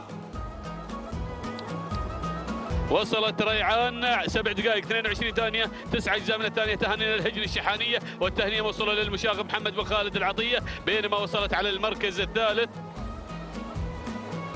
اللي هي بهجة توقيتها الزمني ولحظات وصول بهجة إلى خط النهاية معلنها الفوز، والناموس توقيتها 7 دقائق 30 ثانية 79 جزء من الثانية. تهانينا على هذا الفوز لهجن الغرافة وأيضا المضمر سالم بن عامر المدهوشي. بسم الله الرحمن الرحيم. مشاهدينا ومتابعينا الكرام، أسعد الله مساءكم بكل خير وبركة من هنا من ميدان التحدي، ميدان الشحانية لسباقات الهجنة العربية الأصيلة، مع انطلاقات هذا المهرجان، مهرجان المؤسس، وانطلاقات هذا اليوم الخاصة لسن اللقاية لشعارات أصحاب السمو الشيوخ والسعادة. على بركة الله ينطلق الشوط الثامن، وهو شوط مخصص للقعدان. ال5 كيلومترات حاضرة في هذا المساء. نتابع المركز الأول ومقدمة هذا الشوط سراب لهجن أم الزبار وحمد بن سالم بن حمد بن بريك المري يتواجد في المركز الأول. بينما المركز الثاني، ناخذ المركز الثاني ونتابع منيف من هجن الشحانية والشبل جابر بن سالم بن فران المري على المركز الثاني. ننتقل مباشرة لنتابع المركز الثالث غازي لهجن الشحانية بمتابعة المشاغب محمد بن خالد بن عبد الله العطية على المركز الثالث. المركز الرابع ننتقل مباشرة لنتابع القادم على مستوى المركز الرابع في هذا النقل الحي والمباشر عبر قناة الريان الفضائية. كما نتابع الكادر الأسفل من مخرجنا العزيز. هنا نتابع المركز الرابع، الوصول والتقدم في هذا الانطلاق. شعار هجن الشحانية يتواجد وينطلق مشاهدي الأعزاء في المركز الرابع. بينما المركز الخامس، خامس التحديات، خامس الانطلاقات، القادم جذاب، الجذاب لهجن المرخية ومحمد بن حميد بن ركال الوهيبي من يتابع هذا الشعار المميز مع الجذاب على المركز الخامس. هكذا مشاهدي الأعزاء النداء الأول للمراكز ال5 الأولى في تحديات اللقاية، تحديات شعارات أصحاب السمو الشيوخ والسعادة ضمن الأشواط المفتوحة. ال5 كيلومترات هي المسافة الحاضرة في هذه الأمسية الشحانية. نعود مباشرة مشاهدي الأعزاء لنتابع المقدمة، لنتابع ركب الصدارة، نتابع المركز الأول. المركز الأول غازي لهجن الشحانية يتصدر وينطلق في المركز الأول بمتابعة المشاغب محمد بن خالد بن عبد الله العطية، بينما منيف في المركز الثاني لهجنة الشحانية بمتابعة الشبل جابر بن سالم بن فاران المري، بينما المركز الثالث الهموم لسعادة الشيخ عبد العزيز بن حمد بن خالد بن أحمد آل ثاني وحمد بن طالب بن علي الجربوع المري في المتابعة والتضمير على المركز الثالث. ناخذ المركز الرابع يحمل الرقم 4 والقادم الجذاب لهجنة المرخية ومحمد بن حميد بن ركان الوهيبي القادم مع المركز الرابع، بينما المركز الخامس مجمل يصل وينطلق على خامس المراكز لهجنة الشحانية بمتابعة الذهبي سالم بن فاران المري، ولكن أرى القادم صغير قادم بكل قوة لهجنة المرقاب وعبد الله بن محمد المحاربي. يقدم لنا مشاهدينا الاعزاء صغير على المركز الخامس. هذه النتيجة مشاهدينا الاعزاء، والسيارة بالانتظار، سيارة تنتظر الفائز بالمركز الاول. نعود مباشرة الى غازي يتواجد في الصدارة وينطلق في المركز الاول لهجنة الشحانية بمتابعة المشاغب محمد بن خالد بن عبد الله العطية، ولكن الهموم مشاهدينا الاعزاء يتواجد في هذه المعركة الطاحنة على ثاني المراكز، ويغير إلى المركز الأول لسعادة الشيخ عبد العزيز بن حمد بن خالد بن أحمد آل ثاني وحمد بن طالب بن علي الجربوع المري، من يتابع الهموم على أول التحديات. وهنا أيضا القادم منيف لهجنة الشحانية الشبل جابر بن سالم بن فران المري على المركز الثالث. ناخذ المركز الرابع مجمل يصل وينطلق في رابع المراكز لهجنة الشحانية الذهبي سالم بن فران المري، والقادم أحلى يصل مستحيل، يريد أن يصنع المستحيل في هذا الشوط بشعار هجنة الشحانية ومتابعة المشاغب محمد بن خالد بن عبد الله العطية. 1200 عن الناموس، ولكن نعود الله الصدارة. غازي مشاهدينا الأعزاء انطلق بالمركز الأول إلى نحو الكيلو المتر الأخير، والناموس والسيارة. هذا هو غازي مشاهدينا الأعزاء على البداية، يتواجد في المركز الأول، يحمل شعار هجنة الشحانية بمتابعة المشاغب محمد بن خالد بن عبد الله العطية، ولكن القادم بكل قوة. نتابع مشاهدينا الأعزاء منيف لهجنة الشحانية الشبل جابر بن سالم بن فران المري، يغير إلى المركز الأول،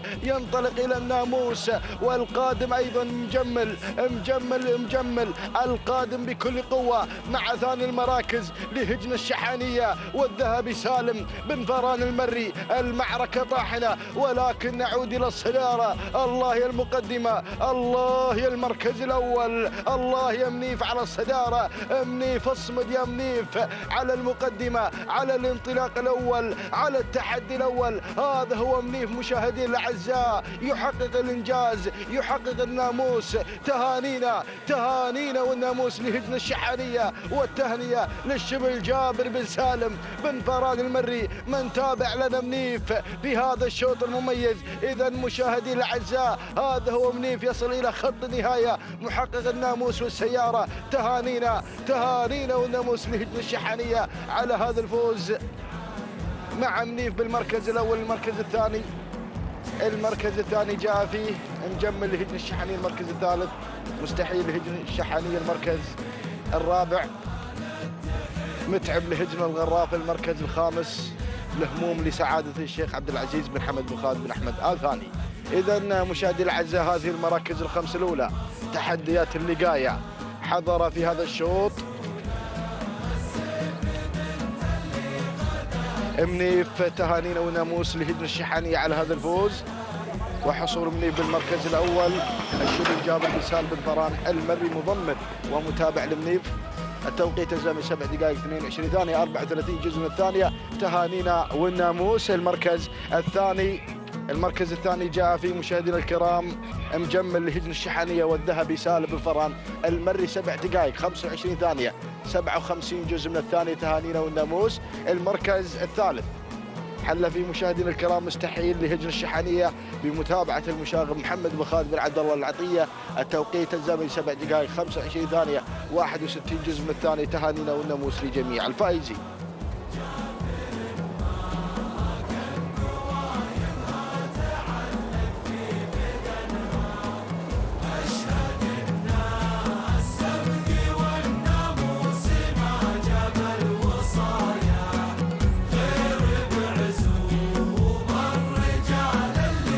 بسم الله الرحمن الرحيم، بسم الله نبدأ وعلى بركة الله نستعين. مشاهدينا الكرام متابعينا في كل مكان، أعلن وانطلق قبل لحظات شوطنا التاسع من أشواطنا في هذا المساء، يحمل لنا جديد التحدي والإثارة في هذه الأمسية الشحانية المميزة على أرضية ميدان التحدي، ميدان الشحانية لسباقات الهجن ضمن انطلاقة مهرجان المؤسس طيب الله ثراه. ينطلق تاسع الأشواط، يحمل التحدي الكبير على أرضية هذا الميدان مع انطلاقات هجني أصحاب السمو والشيوخ والسعادة. نتابع مع حضراتكم هذه الانطلاقة مع تحديات الإبكار على مدى ال5 كيلومترات. الجائزة عبارة عن شيفرليه تاهو ستيشن مقدمة في تحديات وانطلاقة هذا المسار الجميل. نبدأ مباشرة بالتعرف على ال5 المراكز المتقدمة، ال5 الأسماء المنطلقة في تحديات وقمة هذا الشوط.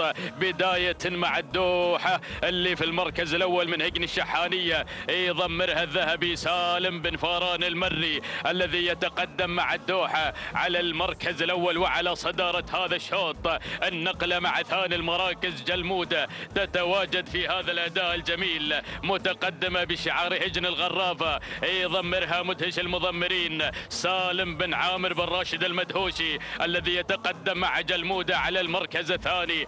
أما في ثالث المراكز أتابع الاسم المتقدم في هذه اللحظات، وصلت الجادل على مستوى المركز الثالث في هذا التقدم الجميل من هجن الشحانية بقيادة الشبل جابر بن سالم بن فاران المر الذي يتقدم في هذه اللحظات مع ثالث المراكز من خلال مشاركة الجادل. النقلة مع المركز الرابع، وصلت مهمة في هذا الشوط المهم وفي هذا الانطلاق الأهم في هذا المساء من هجن الشحانية. تتقدم في هذه الانطلاقة يضمرها المشاغب محمد بن خالد بن عبد الله العطية. أما في خامس المراكز وصلت شخصية من هجن الشحانية، وصل الذهبي سالم بن فاران المري قادم بتحدياته مع شخصية على المركز الخامس.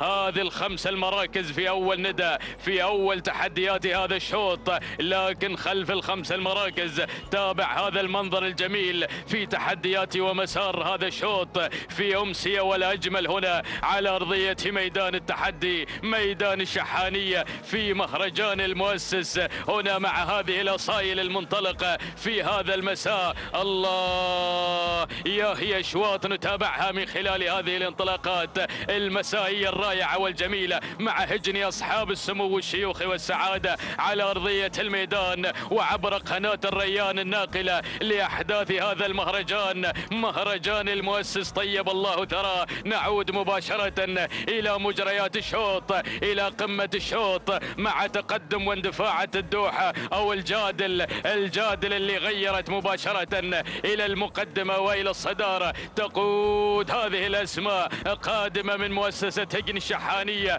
بقيادة الشبل جابر بن سالم بن فاران المري الذي يقدم تحدياته مع الجادل، لكن المضايقات من مهمة على المركز الثاني. العطية قادم هنا بالتحدي الكبير، وصل المشاغب محمد بن خالد بن عبد الله العطية مع مهمة على المركز الثاني. وفي ثالث المراكز شخصية من هجن الشحانية بقيادة الذهبي سالم بن فاران المري. هجن الغرافة بدأت تتقدم مع جلمودة في هذا الأداء الممتاز، وصلت في تحديات كبيرة مع مدهش المضمرين سالم بن عامر بن راشد المدهوشي. من تراجعت في المركز الخامس الدوحة من هجن الشحانية بقيادة الذهبي سالم بن فاران المري. هذه نتيجتنا لل5 المراكز المتقدمة في هذا الشوط في هذا الأداء الممتاز الجهاز. نتابع مع حضراتكم هذه الانطلاقة 1500 متر عن خط النهاية. من المنتصر في هذا الشوط؟ السيارة بالانتظار، مادة الزعفران، المادة التراثية هنا أيضا بانتظار البطل المتوجة في هذا الأداء الجميل. عودة إلى المقدمة، إلى تحديات الصدارة. الجادل في مقدمة الشوط، في مركز التحدي الأول من هيجن الشحانية مع الشبل جابر بن سالم بن فاران. المري مهمة في المركز الثاني من هيجن الشحانية مع المشاغب، وفي المركز الثالث جلمودة تحركت بشعار هيجن الغرافة. لكن الدوحة تبغي تستعيد حقوقها المنهوبة. الدوحة يا الذهب. الدوحة هنا تنطلق مع أجواء الكيلو متر الأخير. بدأ الصراع، بدأ النزاع، المعركة طاحنة بين الجميع. ياهو شوط، ياهو أداء كبير. نتابع مع هذه الأصايل في هذا المساء. الجادل في المقدمة، الدوحة في المركز الثاني، في المركز الثالث معزة، المركز الرابع جلمودة. خامس المراكز نتابع التواجد من زاهية من هيجن الشحانية مع المشاغب. ولكن نعود إلى مقدمة الشوط، إلى الثنتين ما بين الجادل اللي في المقدمة، الجادل المنطلقة. ولكن الله، هي الدوحة تتقدم في هذا الأداء الجميل. منطلقة مع الذهبي مع شعار هيجن الشحانية في هذا الأداء الجميل. الجادل في المركز الثاني. وصلتكم معزة قادمة تنضم إلى كوكب الصدارة، إلى المثلث الذهبي. يا سلام يا معزة، تبحث عن العز والانتصار، تبحث عن الناموس، عن النجومية الرائعة من المؤسسة العملاقة مؤسسة هيجن الشحانية. سلام إلى الشعار الأدعم الكبير. وشكرا للذهبي سالم بن فاران المري وسلمة يمينك يلي قدمت معزة في هذا الشوط. تهانينا والناموس. لحظة الوصول إلى خط النهاية، معلن الفوز والانتصار. المركز الثاني من وصلت مشاهدينا الجادل من هيجن الشحانية مع الشبل جابر بن سالم بن فاران المري. والدوحة من وصلت ثالثا من هيجن الشحانية مع الذهبي. رابع المركز الرابع حماليل من هيجن يوم الزبار فاران بن محمد بن قريع المري. خامس المراكز زاهية من هيجن الشحانية بقيادة المشاغب محمد بن خالد بن عبد الله العطية. إذا مشاهدينا الأعزاء، متابعينا الكرام، نتابع لحظة الإعادة مع ملخص شوطنا الماضي، حيث أن معزة هي بطلة لهذا الشوط. ناخذ توقيتها الزمني 7 دقائق 24 ثانية 91 جزءا من الثانية هو التوقيت الزمني مع معزة. تهانينا لهيجن الشحانية وللذهبي سالم بن فاران المري. المركز الثاني من وصلت الجادل توقيتها 7 دقائق 25 ثانية 11 جزء من الثاني. تهانينا لهيجن الشحانية وللشبل جابر بن سالم بن فاران المري. بينما الدوحة من وصلت في ثالث المراكز في 7 دقائق 25 ثانية 35 جزء من الثاني. تهانينا لهيجن الشحانية وللذهبي سالم بن فاران المري. بسم الله الرحمن الرحيم. أيها الحفل الكريم، مشاهدينا متابعينا الكرام، أسعد الله مساءكم وجميع أوقاتكم بكل خير ومحبة وسلام من أرضية ميدان التحدي، ميدان الشحانية لسباقات الهيجن العربية الأصيلة. ينطلق شوط الختام، ختام هذه الأمسية التراثية الجميلة. وأيضا مشاهدينا متابعينا الكرام، ننوه بأن تتويج الفائزين بالرموز الذهبية في هذا المساء سوف يكون بعد نهاية هذا الشوط. نسير مع مجريات شوطنا الذي يحمل لنا انطلاقات سن اللقاية، وأيضا انطلاقة شعارات هيجن أصحاب السمو والشيوخ والسعادة. نسير مع هذا الشوط الذي يحمل لنا هذه الأسماء والشعارات المميزة مباشرة مع البداية. مع المركز الأول شارة من تأتينا مع البداية بشعار هيجن الشحانية ويضمرها المشاغب محمد بن خالد العطية مع المركز الأول. بينما أتابع المركز الثاني وصول وتقدم من الحمامة هنا مع ثاني التحديات بشعار سعادة الشيخ ثاني بن علي بن سعود بن عبد العزيز آل ثاني. بينما أتابع المركز الثالث وصول وتقدم من قبل رشا لهيجن الشحانية ويضمرها الشبل جابر بن سالم بن فاران المري. بينما المركز الرابع وصول من أمجاد لهيجن الغرافة، وأيضا بمتابعة المدهش سالم بن عامر المدهوشي من يتابع أيضا انطلاقة أمجاد مع المركز الرابع. المركز الخامس شعار هيجن الشحانية والذهبي سالم بن فاران المري من يقدم من انطلاقة هناك مجرة أو أو عفوا هناك من الميمنة الميدان تتقدم عولمة بشعار هجن الشحانية ومتابعة الذهبي سالم بن فاران المري. هكذا هي الأسماء الخمسة المتقدمة في مسار وتحديات هذا الشوط. وجائزة هذا الشوط عبارة عن جائزة سيارة شيفروليه سيلفرادو بيكاب قدمت للفائز بالمركز الأول في هذا الانطلاق الرائع والجميل. عودة مع البداية، عودة مع المركز الأول وصدارة هذا الشوط. البداية شارة مع المركز الأول، من تبحث عن الشارة في هذا الانطلاق والمسار المميز والجميل بالشعار الأدعم الغالي وبمتابعة أحد الخبراء المشاغب محمد بن خالد العطية من يتابع ويراقب المشاغب تحركات مشاهدينا الكرام. شارة مع المركز الأول بينما المركز الثاني وتابع المركز الثالث في هذا الانطلاق والمسار المميز. وصول وتقدم من رشا لهجن الشحانية وبمتابعة الشبل جابر بن سالم بن فاران المري. تحركت أمجاد مع المركز الثالث في هذا المسار بالشعار الغرفاوي وبمتابعة أيضا أحد الشباب المميزين المدهش سالم بن عامر المدهوشي من يتابع لنا أيضا انطلاقة مشاهدينا الكرام. هناك أمجاد بينما يتابع المركز الرابع أروى تصل في هذا المسار بشعار سعادة الشيخ عبد العزيز بن حمد بن خالد بن أحمد آل ثاني متعب بن عبد الله بن راشد الفهيدان المري من يتابع بن فهيدان. تحركات أروى مع المركز الرابع. المركز الخامس عولمة بالشعار الأدعم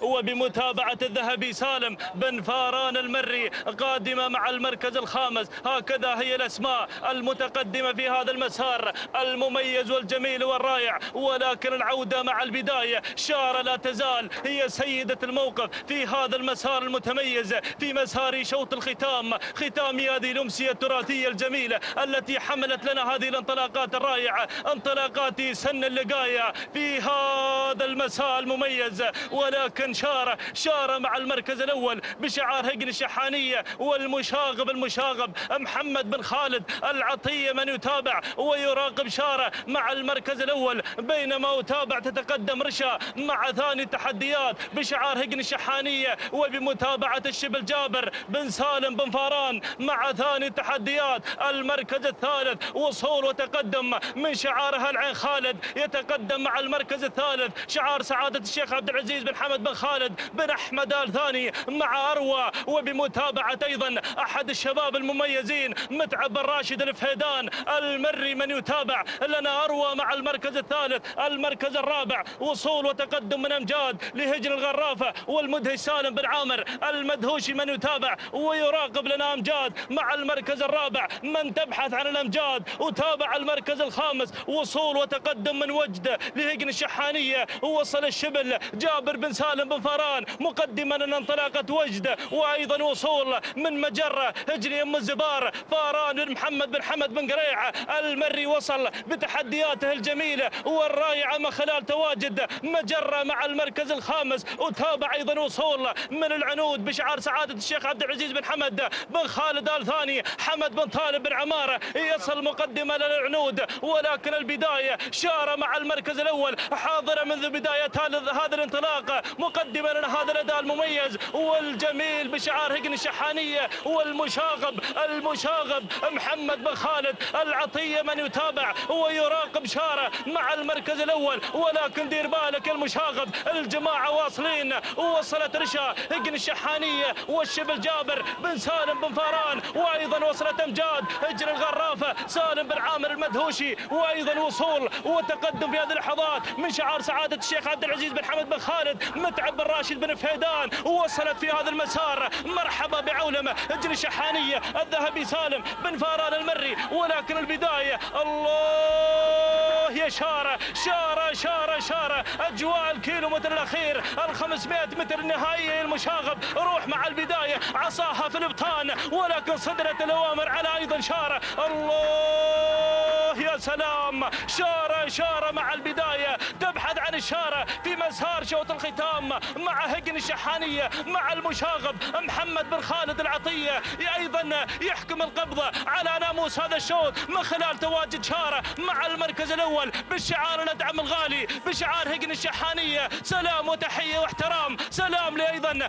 الشعار ندعم، وسلامي عليك المشاغب، سلمة يمينك يا أبو خالد على هذا الأداء المميز والجميل اللي تقدم شارة في هذا المسار. تهانينا والناموس لهجن الشحانية والتهاني للمشاغب محمد بن خالد العطية من قدم لنا شارة في هذا الانطلاق المميز. تهانينا والناموس. المركز الثاني وصلت الرشالة لهجن الشحانية ومتابعة الشبل جابر بن سالم بن فاران. المركز الثالث وصلت أمجاد لهجن الغرافة مع المدهش سالم بن عامر المدهوش. المركز الرابع وصلت مشاهدينا الكرام مع المركز الرابع شعار هجن الشحانية مع أيضا الشبل جابر بن سالم بن فران مع وجد. والمركز الخامس وصول من شعار سعادة الشيخ عبد العزيز بن حمد بن خالد بن أحمد آل ثاني. هكذا مشاهدينا الكرام تابعنا هذا الشوط، ولكن حضرت شارة بحضور الكبار لتهدي مؤسسة هجن الشحانية هذا الناموس الغالي وأيضا المشاغب محمد بن خالد العطية. 7 دقائق 22 ثانية 16 جزء من الثانية هو توقيت شارة. تهانينا والناموس لهجن الشحانية والمشاغب محمد بن خالد العطية. المركز الثالث وصلت مشاهدينا الكرام متابعينا الافاضل مع المركز الثاني في هذا الانطلاق والمسار المميز ايضا رشا، وتوقيتها الزمني 7 دقائق 23 ثانيه 40 جزء من الثاني. تهاني والناموس هجن الشحانيه والتهاني للشبل جابر بن سالم بن فاران. المركز الثالث وصلت امجاد وتوقيتها الزمني 7 دقائق 23 ثانيه 60 جزء من الثانيه. تهاني والناموس هجن الغرافه والتهاني للمدهش سالم بن عامر المدهوش. اذا مشاهدينا الكرام انقل الكلمه للزميل مطلق بن علي العنزي. شكرا للزميل سعيد. أيها الإخوة المتابعون، أشكر زملائي في التعليق الذين رافقونا في أمسية رئيسية في هذا اليوم مع هجن أصحاب السمو الشيوخ والسعادة. الآن وفي هذه اللحظات ننتظر التتويج بأشواط رموز هذه الأمسية الرئيسية وهجن أصحاب السمو الشيوخ والسعادة. 6 رموز ذهبية كانت حاضرة مع الذهب مع المتعة ضمن هذا المهرجان السنوي الكبير، مهرجان المؤسس الشيخ جاسم بن محمد بن ثاني طيب الله ثراه. وكنا حاضرين ومتابعين ومستمتعين في هذا اليوم ومتابعين لانطلاقات هذه الأصايل وهذه السبق. هذه لحظات التتويج برموز الذهب في هذا اليوم، وتابعنا الأشواط الرئيسية الحاضرة 6 رموز في هذا اليوم. كان أولها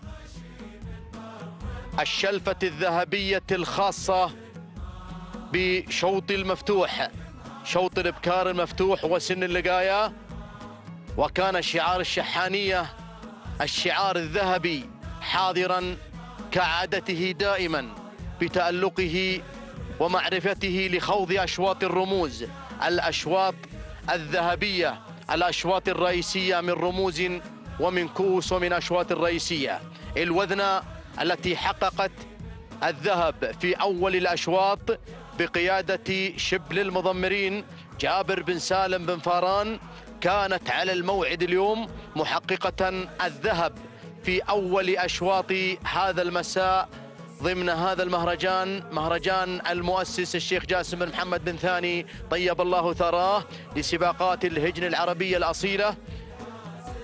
وهذه لحظات تسليم المضمر جابر بن سالم بن فاران المري شبل المضمرين. هذا هو يتسلم الشلفة الذهبية في الشوط الرئيسي المفتوح في سن اللقاية.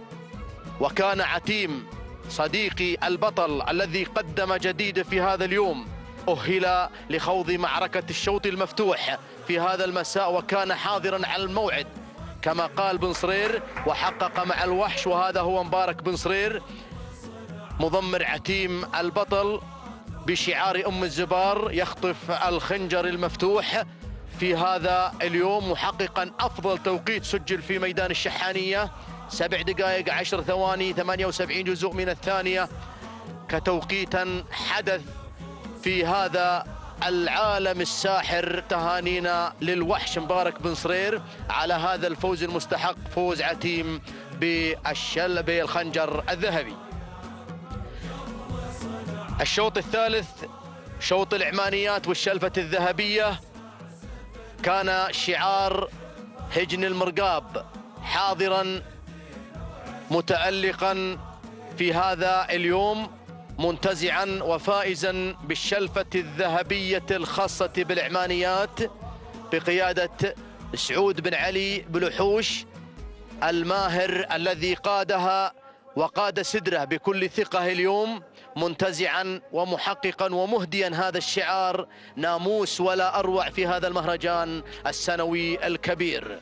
إذن سدره صاحبة الشلفة في شوط العمانيات، وهذا هو بلحوش. تهانينا أبو علي على هذا الفوز، مضمر سدره الفائزة بالشلفة الذهبية الخاصة بالعمانيات. تهانينا لهجن المرقاب، هذه المؤسسة الرائدة في هذا العالم الساحر، داخلة بكل قوة في هذا العالم الساحر في بداية هذا الموسم، بكل قوة منتزعة شلفة ذهبية.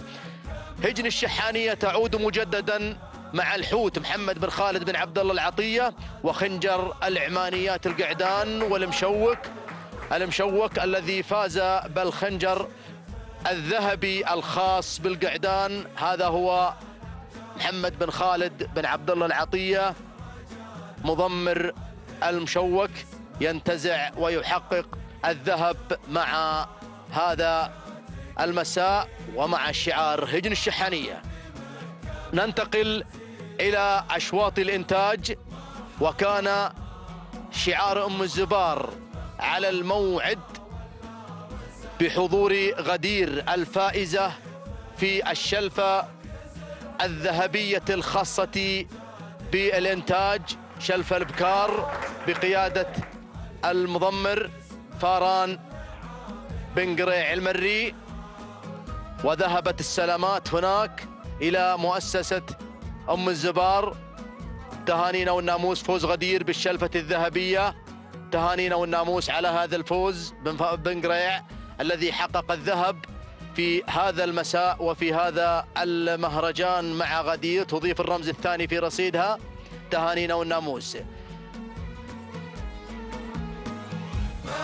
الشوط السادس متابعينا مشاهدينا الكرام، رمزا من رموز هذا المهرجان، يعود شعار أم الزبار مع البطل صنديد بقيادة المحنك عبد الله بن علي بن سلام الهاجري، محققا الخنجر الذهبي والرمز الثاني في هذا العالم الساحر، حققه صنديد. هذا حمد بن علي بن سلامة الهاجري، عبد الله بن علي بن سلامة الهاجري، ومحمد بن علي بن سلامة الهاجري، وعبد الرحمن وخالد، وناموس ولا أروع الخنجر الذهبي الخاص بصنديد، وفوز صنديد في هذا المساء برمز من رموز هذا المهرجان. تهانينا والناموس لمؤسسة هجن أم الزبار على انتزاع 3 رموز في هذا المساء. متابعينا مشاهدينا الكرام، في هذه اللحظات يسرني أن أنقل الميكروفون إلى الزميل سالم بن ثامر القحطاني وخبراء التحليل الأستاذ مبارك الشهواني وسالم السندوانة، وإلى